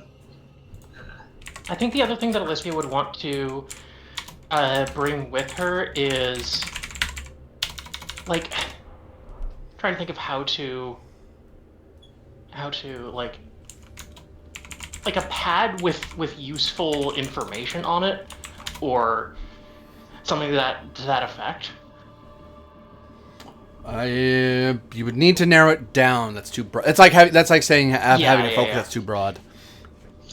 Can it be a pad that is set up to manage with this comms device, so that if Ilitha needs something from the ship, she can request it and we can get it over secure. Like we take the time now to set up the I don't know, to create a trade or something to encrypt the comms device and a pad with it. Well, the encrypted comms device would be opportunity cost of 2. Down to 1. Hmm? Down to 1. Unless it doesn't count as a security item. Security officer benefit. Okay, reading the roll, you reduce the opportunity cost of weapons and security teams by 1 to a minimum of 0. Okay, so I guess this Not a doesn't weapon. count. Yeah. Yep. Yeah. Fair enough. My apologies. Yeah, this is asking for a second device with a different role or cost associated with it. To help you with the comms device roll later. The problem with that is, I'll note that Ilthia only has 2 equipment slots, if you will. Yeah. So one of those will Would be be eaten up by the comms communications. device. And then,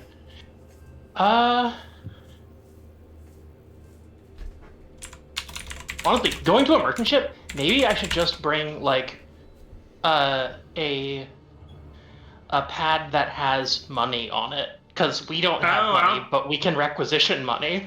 I'll take you to the replicator, and well, it's actually it's probably not that right. It's it'll be a safe with some like limited dilute. Yeah. What do you do when you want more money? I just go to the replicator and I print more money. Yeah.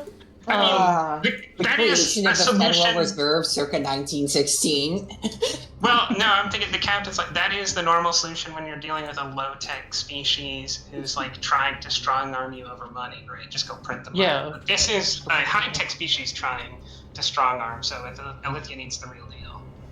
Yeah, I thought the whole thing about latinum is a valuable commodity because it can't be printed, or at least Yeah, Exactly. Yeah. That's what I'm saying. I'm assuming I have to get it out of a safe or something.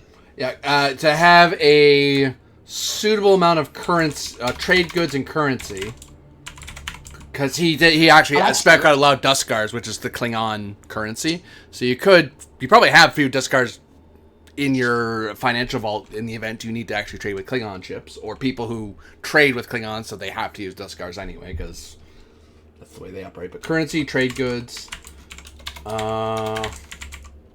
would be opportunity 2, because it's quite useful with financially motivated persons. Like, if you just wanted enough pocket change to do stuff and not have to check for it, then it'd be 1. But if you want to be able to actually, like, hey, here's $1,000. Like, okay, I'll talk to you. I can get 10 grand. Here's 1,000. I get 10 grand later if you want. Oh, okay, sure. 2 would do it, because you guys can easily do that. That's basically the thing I was looking for. I was like, wait, hold on. Information's one thing. Money in a money society could actually be pretty useful to have. So that's encrypted comms for Ilithia plus some money, and then Atrium's getting a demo charges and phaser. Well, and I think those both count as weapons for the purpose of the security roll. Yes. So you only spend the escalation cost. So, and phaser doesn't cost anything because it's standard issue. You're just grabbing a different thing from the locker. It's not even all that hard to grab. Yeah.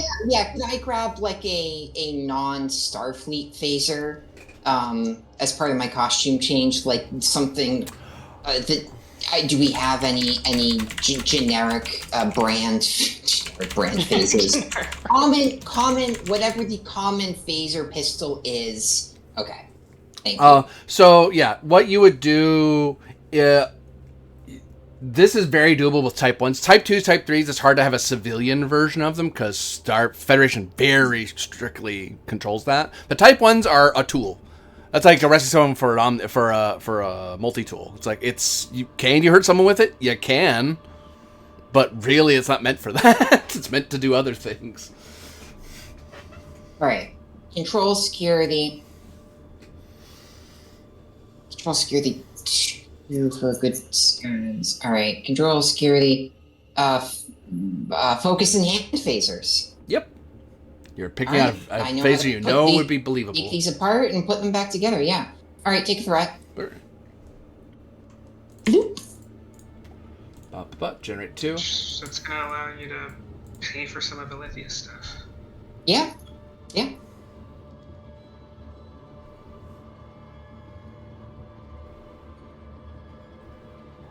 You want to note on your sheet somewhere because it's not really a standing, because it's a trait that's unique to your character. Your disguise in particular has a potency of 1, so any attempt to act like I'm just a civilian is a lot higher because you have clothes. You get clothes that make sense for a traveling spacer. You have a Type 1 phaser that's a little more powerful than what your average Federation citizen has, but not like Starfleet powerful, but just a little bit. Basically grabbing a civilian one and tinkering it so it hits a little harder, which mechanically is the same difference, but to the average person, they're like, they modded their Type 1. Yeah. That person's cool. That person actually, you think... not that person's a Fed. Yeah. Yeah, that person's a Fed or that person's a Mark. It's like, no, you're a traveling spacer. That makes sense. You're doing... Because someone who's a Mark who stumbled upon this station, it's like, where did you come from? And why aren't you in chains? Exactly.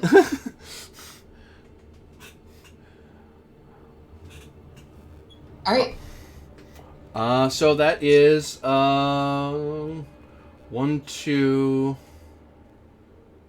Is there any other escalation? No, it's just the 2 escalation. You can't really make that go away. So that's 2 for the explosives. Opportunity-wise, your demo charges are ignored. The comms device is 2. And the trade goods is 2, so 4. So that's 3 momentum and 1 threat currently. Done deal? Yeah, it seems like a fine spend. Ba, ba, ba. Ba, ba, ba, ba, ba. So all that is settled, so...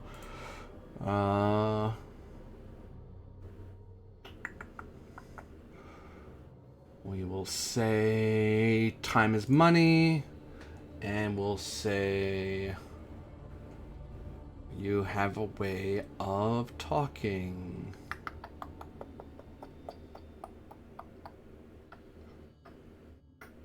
I have a great one. Oh, I'll do this. No, it's the engineering symbol. I don't do that. Encrypted. There we go. Atrum has explosives. And you just have your type 1. That's not something I have to note, because that's lower than what you'd have. But you are disguised, so I should note that. You're extra disguised. Whereas Alethea, you're just wearing, I imagine you're not wearing your uniform, you're just wearing regular civilian clothes. Yeah. So as Atrum and Alethea are heading down to speak with them, Decca.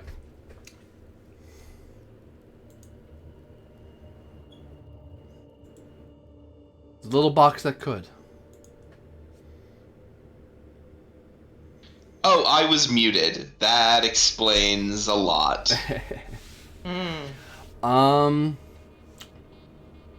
Is there anywhere particular? Oh, wait, you were told specifically where to take him. You were told to take him to the senior officer galley.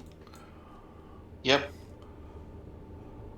And I believe keep him entertained, aka distract him and keep him busy. He's defending here. Inside. So you will be doing presence plus command, but he's defending. He has to set up first.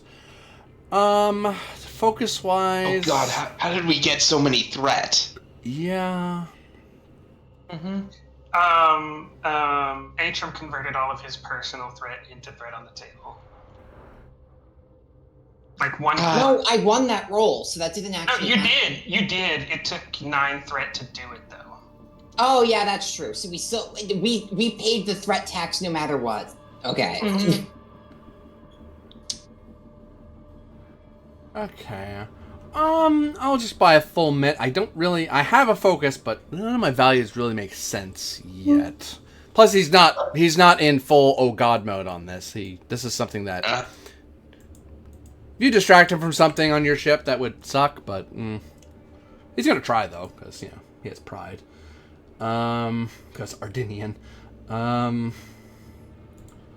Do you have?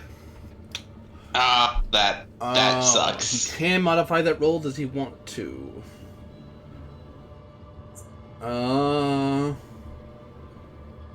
Yeah. He will spend 1 threat, and he turns that 0 into a success as he makes his own luck. So I'm sorry, guys. I don't know what I can do here, cause yikes. Presence command difficulty 6. Did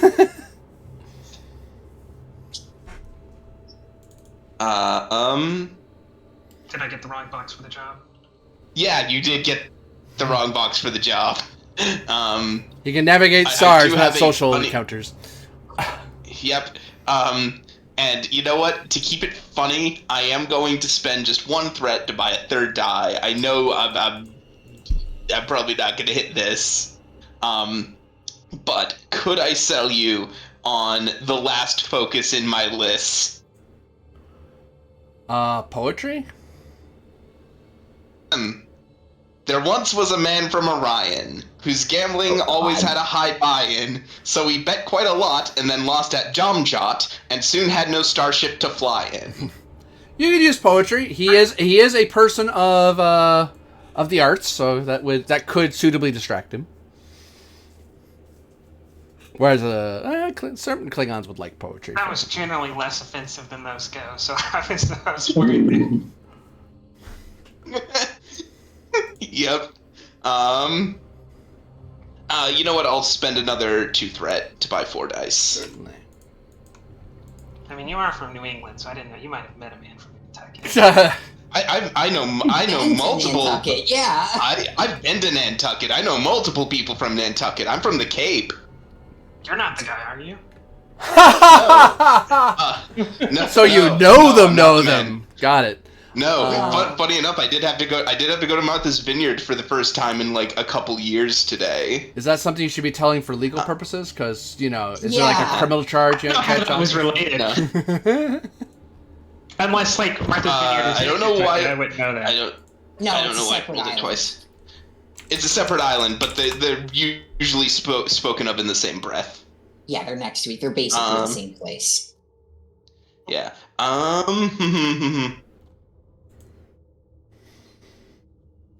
You know what? What? Odd value to pull, but be not afraid. I'm trying to be disarming, and Be not afraid wouldn't really fire. That's you not being afraid.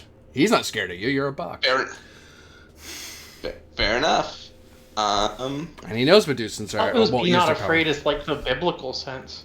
Yeah. Oh, that's honestly how I'd originally written it, and then it kind of took on a different direction, which is funny. But I mean, if you're outside of your in which box, I would case- take it that way, I guess. But yeah. In which case, I guess I'm just gonna have to let that lie. You gain 3 threat again, so you won, and really all I managed to do was peel away a threat from you. Ugh. Here. Ugh. Yeah, you do your best to distract him, and he indulges your poetry, and recites some he's learned elsewhere, which unfortunately makes you lapse in being watchful about what he sees and what he shouldn't see. So it is very likely, by the time you get to see your officer galley, you get the feeling that there are times where you weren't fully aware of what he was observing or what he noticed. So he may have information he wouldn't have had otherwise if you hadn't.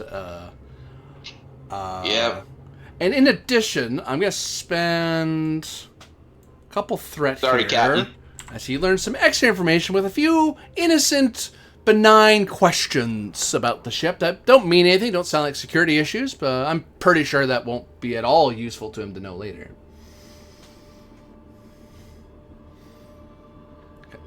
Oh, how big is your galley? Yep. Oh, so you have that many people. Good to know.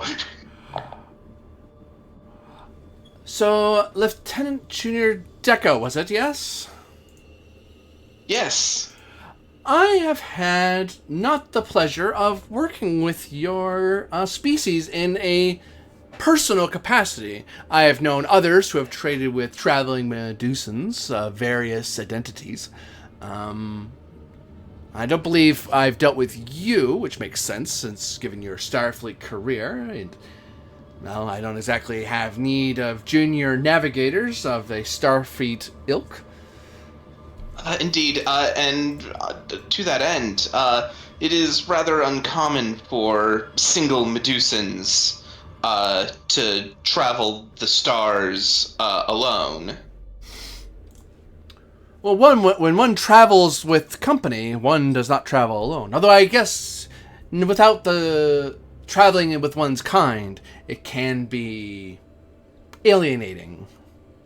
Yes, well, Medusans have a communal psionic capability. So when we travel together, we travel together both in the literal sense, but also in the mental sense. Well, I hope that your duties do not pull you too far from such. I hope you're not daydreaming too much of home while showing me about. On the contrary, Medusans such as ourselves are given to wander. So in that regard, I am where I should be. Well, where one should be is more of a philosophical quandary of the identity of self and determination of one's destiny and determination. Indeed, it wasn't the poet, and he starts lapsing into... Oh no! It turns this whole here thing, we go. and that's where you end up accidentally revealing things that... Because you kind of get lost in the academia as he is a fairly educated person. Yeah, I was not expecting him to be so educated. Unfortunately, bad people can like poetry too. Yeah. Right. Yeah. So, in the brig, some materials are gathered. Bryn is brought in, and... Tragic, the worst person you know took intro-level philosophy. You might be shocked to learn this, but MBAs exist, and as much as other majors might deride them, MBA people still have to take at least a couple humanities courses. Yep. Yeah. They're fun to be around when they're forced to be at the arts classes. Anyway. Oh, God. Don't get me started, man. Yep. So what is the right. the away team preparing to do? I'm planning with Bryn how I can smuggle myself aboard.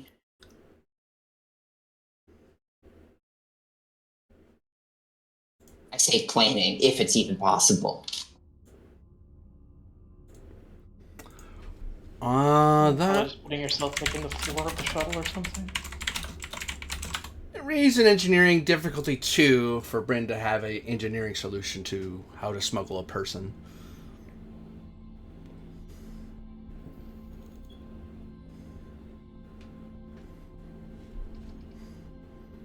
Which would fall into the auspice of Killick or Decca to Captain. control them. Yeah, Captain or Deca, one of you. I don't think I've made a roll, have I? I don't know. It's a new scene, Yeah, go Eddie. ahead. Go, You haven't made a roll. go yet. ahead, Captain.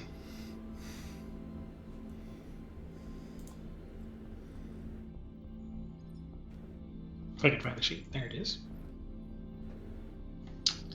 I believe he causes no crew support because he is a constant presence.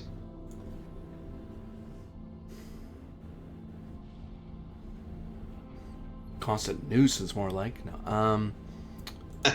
Ayo. So what I need to do is get an adventure where all the constant presence characters get geeked, and I don't have to deal with them anymore.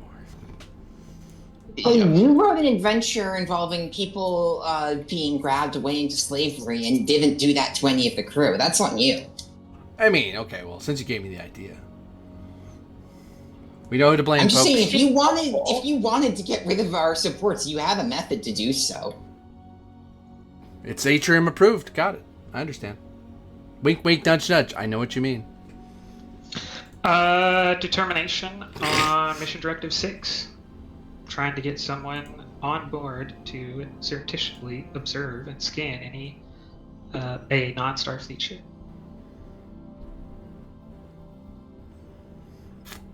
Yeah? All right.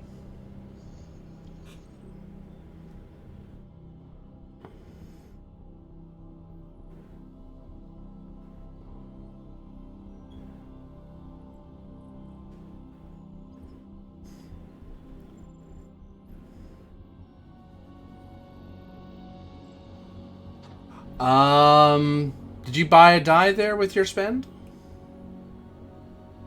Oh no. Yeah, So that's on the button because you get 2. So yeah, you with a minor adjustment to one of the cargo holds, you would all Bryn would have to do is take a fusion torch and partially seal up one of the cargo compartments. That way, on a glance, it looks like that a cargo thing's been converted to a module to be something else, like extra scanning or whatever. And such that it's strong enough that the average person outside wouldn't be able to figure it out, but Atrium from the inside could, from grabbing at stuff on the inside, could free herself. And then from there, it's a matter of just putting a little force field in that little area to kind of protect scans. As long as Atrim doesn't do it for more than an hour or two, she'll be fine. If it's longer, if she was doing like a long trip, yeah, the complications would come up pretty fast. Because that space ain't meant for people; it's meant for stuff.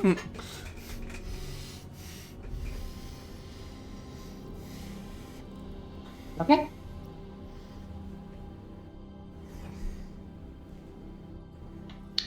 Uh,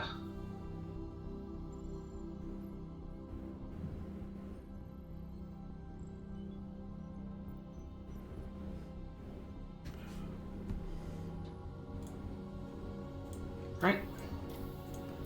Any other preparations you undertake?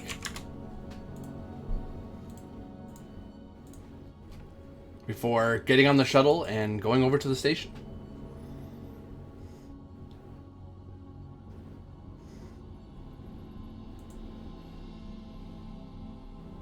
Nothing from Alithia.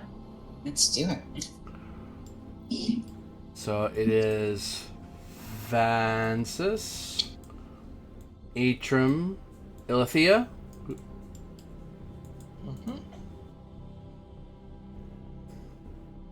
And presumably we have someone piloting the shuttle. But wait, if you're here, then who's flying the ship?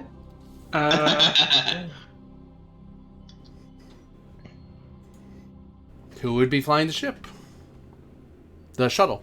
Ship's a strong word. When I say me, I don't mean Deca, but presumably an NPC I'm controlling. Which one? Unless... Like Lacath or something? Or... Well, it'll Offer be Petrus. a different scene, so it could be anyone. Yeah. Vasic. Yeah, probably Petress, because Petress is actually the shuttlecraft person. Oh, yeah? And send Chief Guard. That's Chief Guard. This is the dream team that screwed it up last time, right? Yeah. Ghost. So this is your team? Sure. I should ping it. I think so. Jeez. Boop. Zoom in so I can actually see. Yeah. What could go wrong?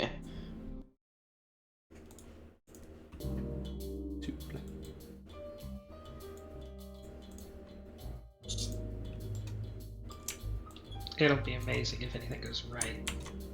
True. Yeah, no. I will say, the moment I said what could go wrong, and then Corby stopped the music, my breath caught. Yeah. Welcome to the outpost of no particular name. It hasn't been financially fiduciary to us to name it, but this is the headquarters of the Nebula Rift firm. I do enjoy your stay here and your trade. We do, of course, have station housing of which you can avail yourself, but of course, you can take your vessel from the docks back to your mother vessel if you so wish. Just be sure to alert station operations to your movements. Otherwise, I will be in our offices in the other side of the station.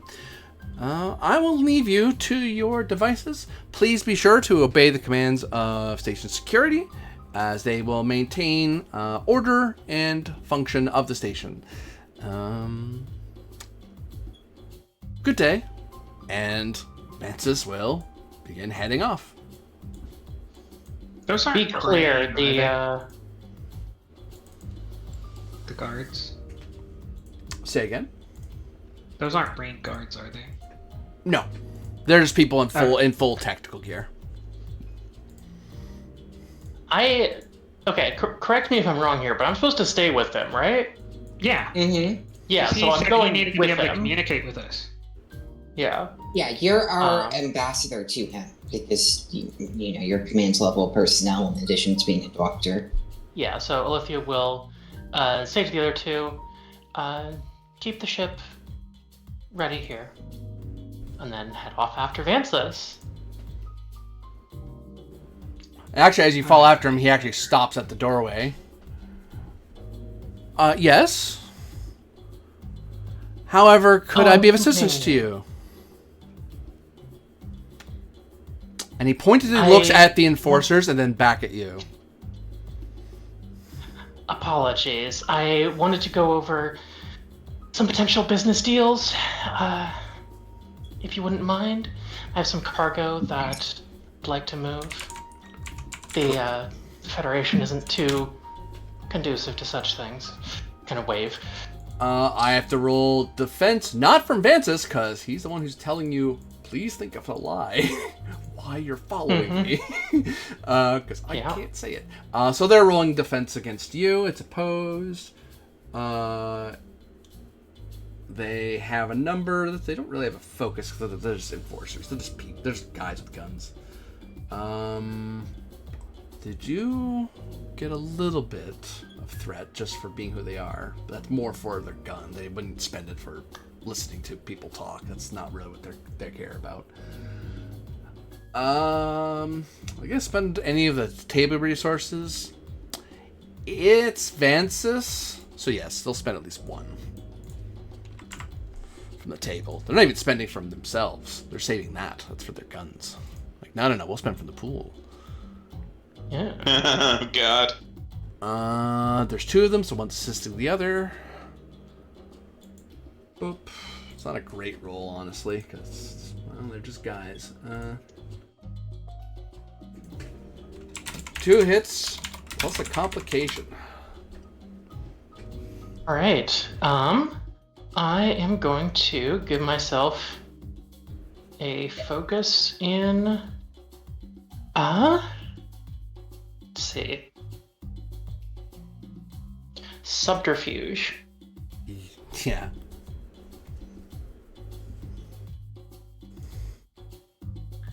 What's the attribute discipline here? Presence plus security. Alright.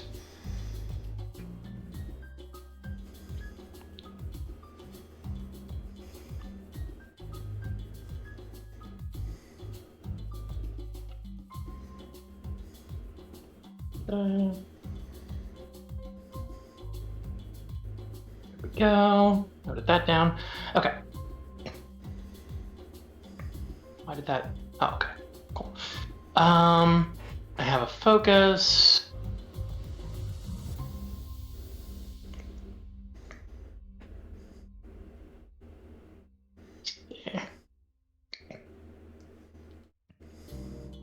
Can I make a play at inexhaustible patience here?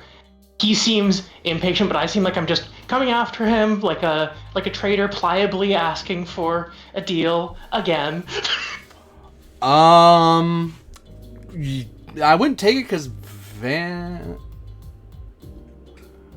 I don't think that would sell the lie any better because you're trying to trick them and they're as patient. They're enforced to be patient. They have to stand here and watch you talk. So you taking your time doesn't affect them. If anything, it makes it easier for them to pay attention to you. In fact, I'm going to increase your complication because that trait sounds like a thing that you would. That's a trait you have. You are that. Unfortunately, your patience is working against you a little bit. You may accidentally take too much time and draw their attention. Like, why are they talking for so damn long? That's weird. Yep. Well, that's annoying, but acceptable. Cool. Take a threat. I'll roll a third die. Certainly.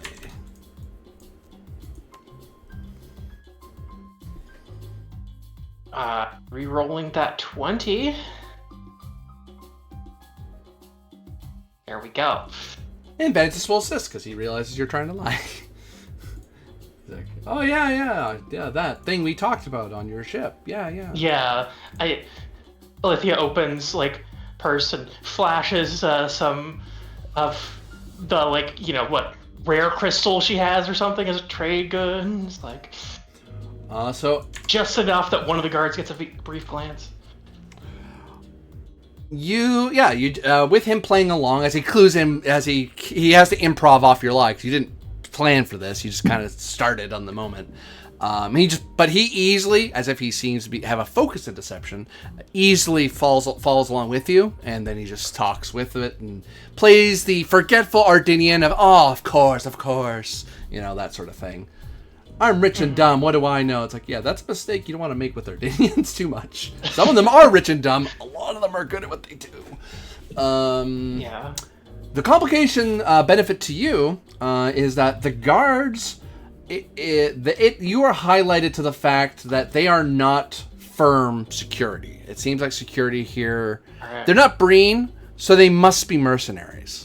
Like, that has to be the only answer, because they're too, if they were just crooks, like Orion enforcers, like with clubs and disruptor pistols, that's one thing. But these are organized professionals who are watching things and scanning things and saying things into their helmet radios. But they're not deferring to Vances here. But they are protecting him. He is part of their ward. Mm-hmm. Very well. Follow after me then. Thank you so much. I'm sure we can come to a good arrangement. What do the rest of you do as the doctor starts falling after the Vances?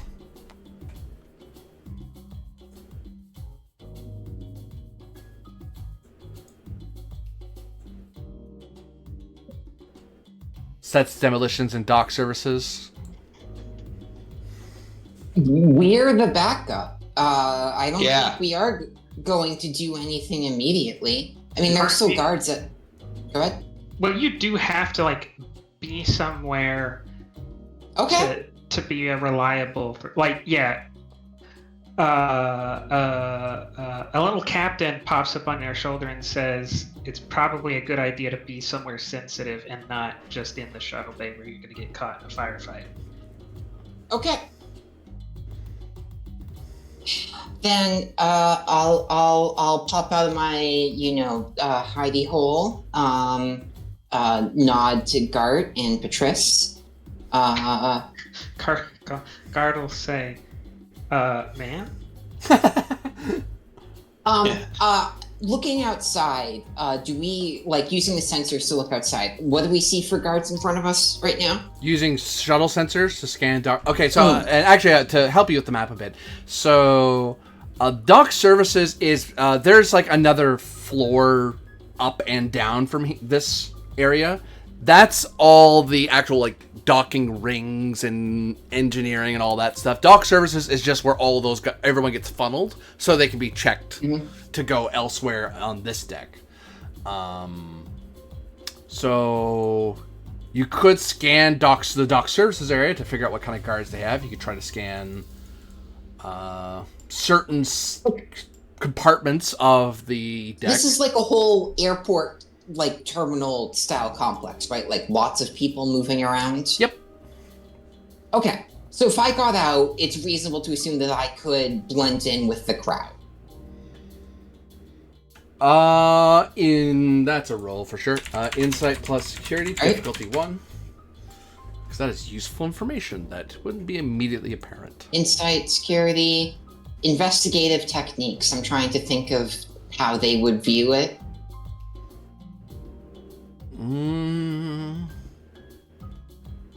I wouldn't take it, no. That's fine. I didn't need it anyways. Yeah, you get the feeling because you came on the shuttle Vances was on, although your shuttle probably got a little extra scrutiny from station operations.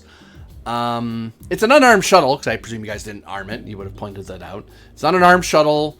So what? It's Starfleet? Unless there was no hail of, hey, you're all under arrest or anything like that, or we're here on pirate hunting. You didn't do any of that to the station. So you came with the CEO and owner of the station. So they're not looking too hard at you. Or you get the feeling you probably didn't have to hide in that compartment in the first place. Great. Then she's going to say... because we didn't want him to know. Yeah.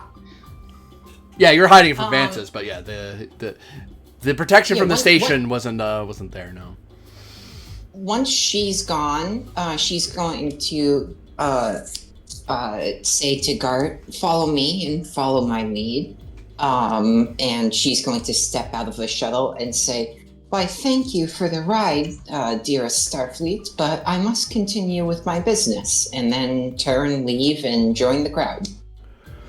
So, to tack onto your roll, I'll make you roll twice for this. So, getting aboard the station is one thing. Getting past docking services, they will likely scan. They do scan people coming and going. Oh, Following Vance's, okay. they didn't scan Alethea at all because she specifically said, "Hey, you, I want to talk to you, CEO." So they're like, "Oh, well, she's with him.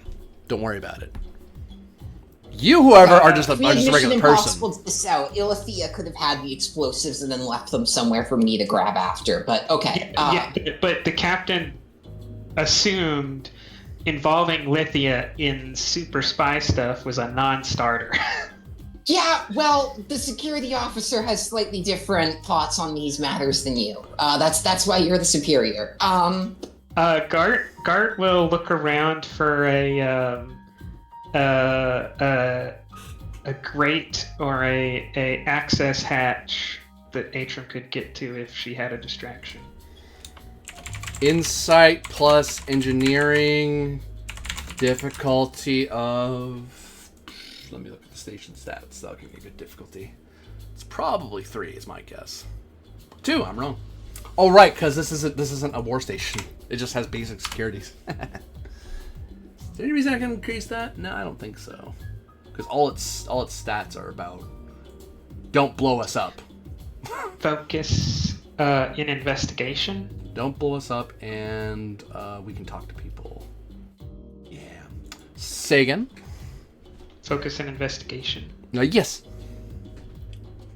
Not to stereotype, but Trade of Orion. Yes. Yeah. Even an upstanding citizen of the trades, the free traders, knows how to play hide and seek. That's a fun Orion game. And usually they play those games on starships. You're remembering one of Decca's limericks. Such dirty limericks. It's so filthy. Especially when you look into the metaphysics of it. Dirty limericks are absolutely a part of Orion culture, and you won't change my mind on this. But it's Deca, so he would go like too far. It's like, whoa. Yes, there are service hatches that get their version of Jeffrey's tubes, although theirs are way more cramped and definitely not Federation code. Then Gart will, stand next to Atrum and say, "I've got a play, Commander. 3 o'clock, low, access hatch. I'll get you a distraction." She smiles and says, I always knew you had potential, Gart. And she is going to stand inconspicuously by the shuttle and wait for the distraction. Oh, no, you're not at your shuttle. You're at dock services. The shuttle's like a whole deck up from you. Okay. Think you're at the security terminal in an airport. You're at that dividing line between the planes and the actual airport itself.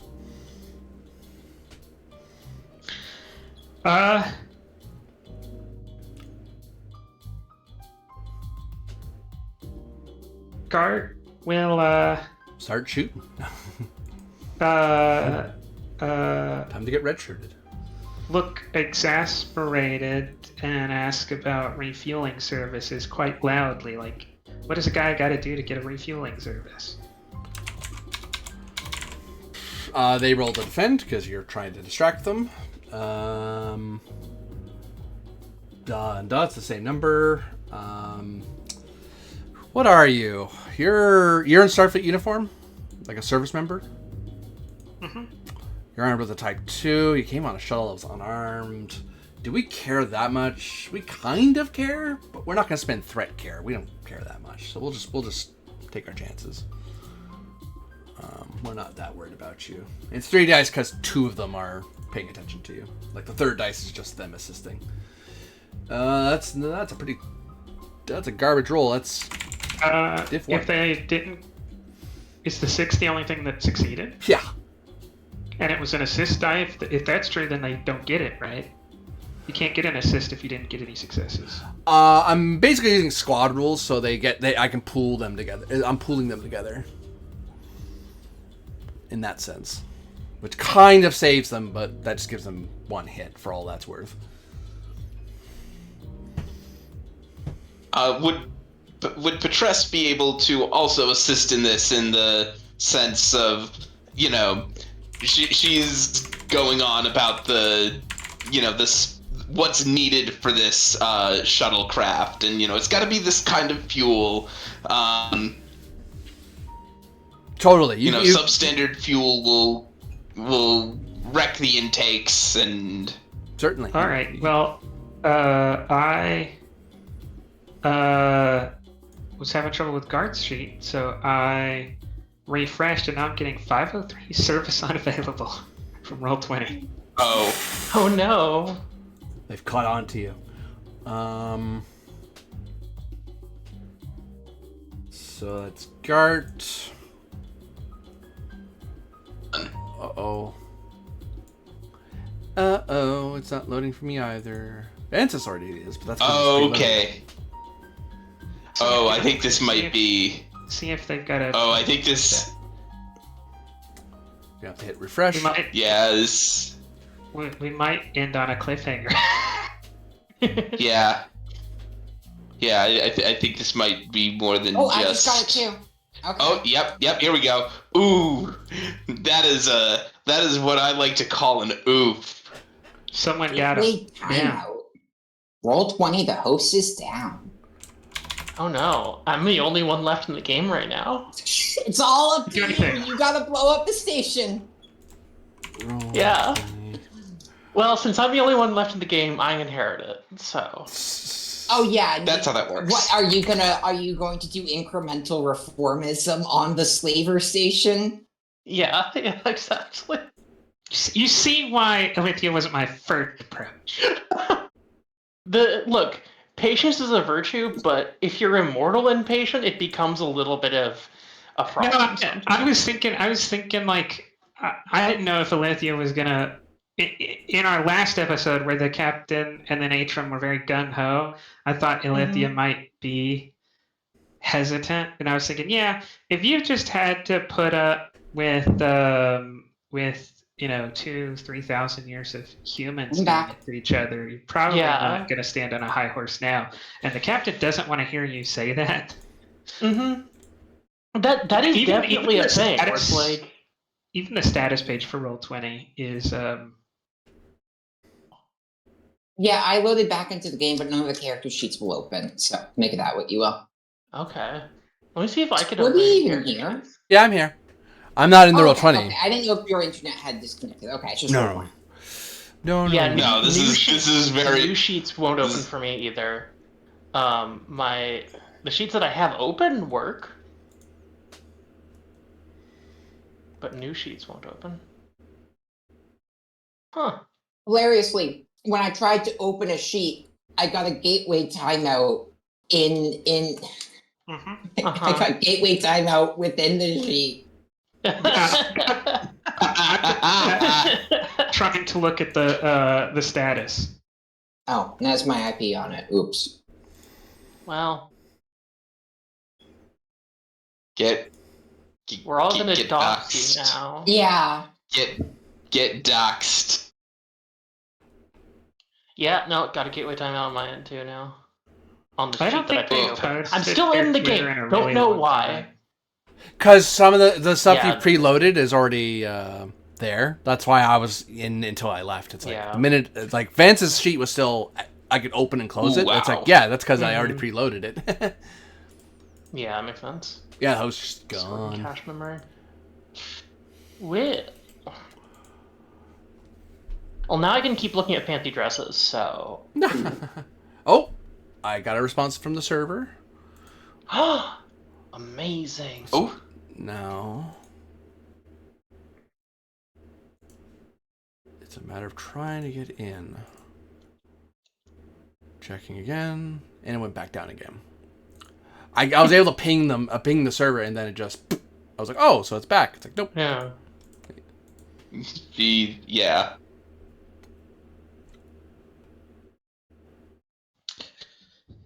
Well, you want to wait some amount of time, or what do you want to do, Chief? So, for a little bit, I would ask. Actually, I'm wondering what all of you and for those watching these VODs later, what do you think is happening? What do you think the firm is after? What do you think is hunting you? I think. Here's my wild speculation. Whatever is Yeah, go for hunting us is probably, judging off of the situation and the comments made by Liar, whatever's hunting us is some kind of being that feeds off of emotions, specifically negative emotions, as this place is a well of negative emotions because of the people suffering here. It's attracted to it, and it probably has an interest in that suffering continuing because it's leeching off of it like a food. It's some kind of like emotional vampire.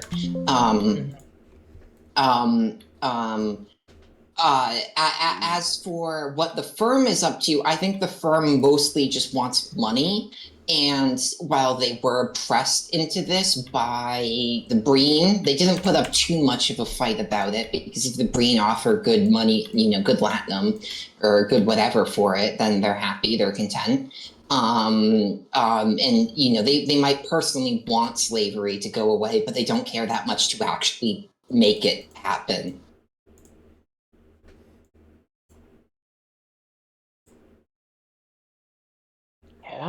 Yeah. Oh, and I'm looking at the status for Roll20.net. The development server is also down. All right. Weird. Any thoughts from the rest of you about? Do you all agree with Atrim about what you think is going on? That seems like a think pretty. so, yeah. That seems like a pretty reasonable. That seems like a pretty reasonable read on it.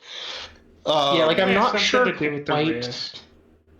I'm not sure quite what else the company is hiding.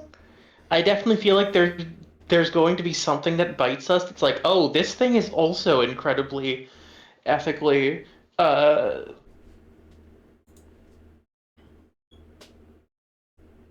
concerning, and we have to ignore it. Oh, what if this is a thing where, like, they know this creature exists and they're trying to keep this up because if they don't, the creature is going to attack them. Well, okay, it's like a sacrifice, right? Like the islanders of Skull Islands, they sacrifice a woman to Khan to keep them happy.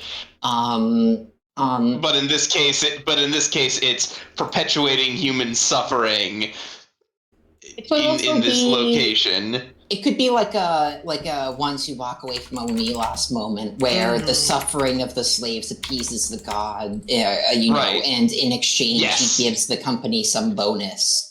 An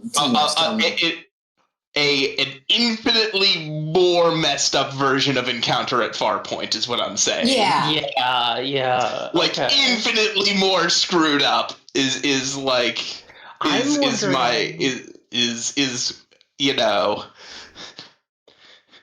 I'm just looking for the Earth's maybe logical figure.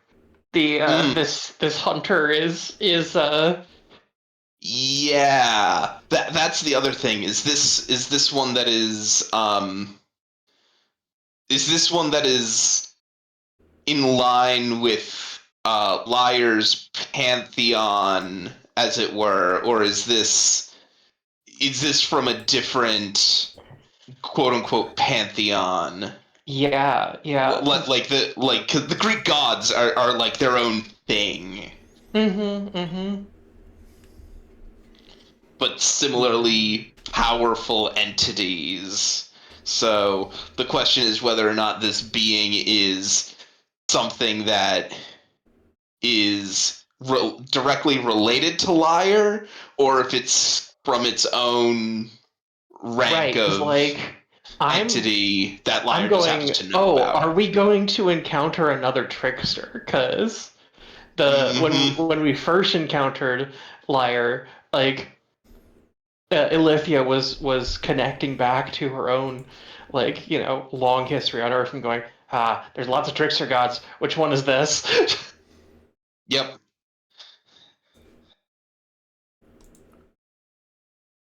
Well, I can't confirm or deny any of that, but it is interesting to see what you perceive, what you think may be going on. And also, I was wanted to hear, just in case I accidentally put you way off course. I go, well, hold on, quick correction. If we prescribe to the idea that reality is only what we perceive, then what we've perceived thus far get is out of the here. truth, even if it is not the Stop truth that it. you've perceived within your notes. I am going to come up to Boston, and I am going to stop you. I have the ability to do that. Oh God! This is exactly the phrase used by the English lords in Parliament, 1775. Well, with all that, from what I could see from the from things I was checking the server with, it looks like they're in the middle of maintenance or something's going on with the Roll20. So for now, I think we're done. This will have to be a two-parter, which works out. I can expand on the station a bit, and there are unique things on the station, plus the threat that lurks. So yeah, as far as the stream's concerned, as far as the VOD is concerned, for all of you watching out there, thank you very much for watching. For those of you playing, thank you very much for playing. And we'll pick up in the next episode of what exactly is happening on the station and what the price will be to save hundreds of lives, if not thousands. Have a good one. Bye. Yeah. Yeah, no, there are definitely some good theories.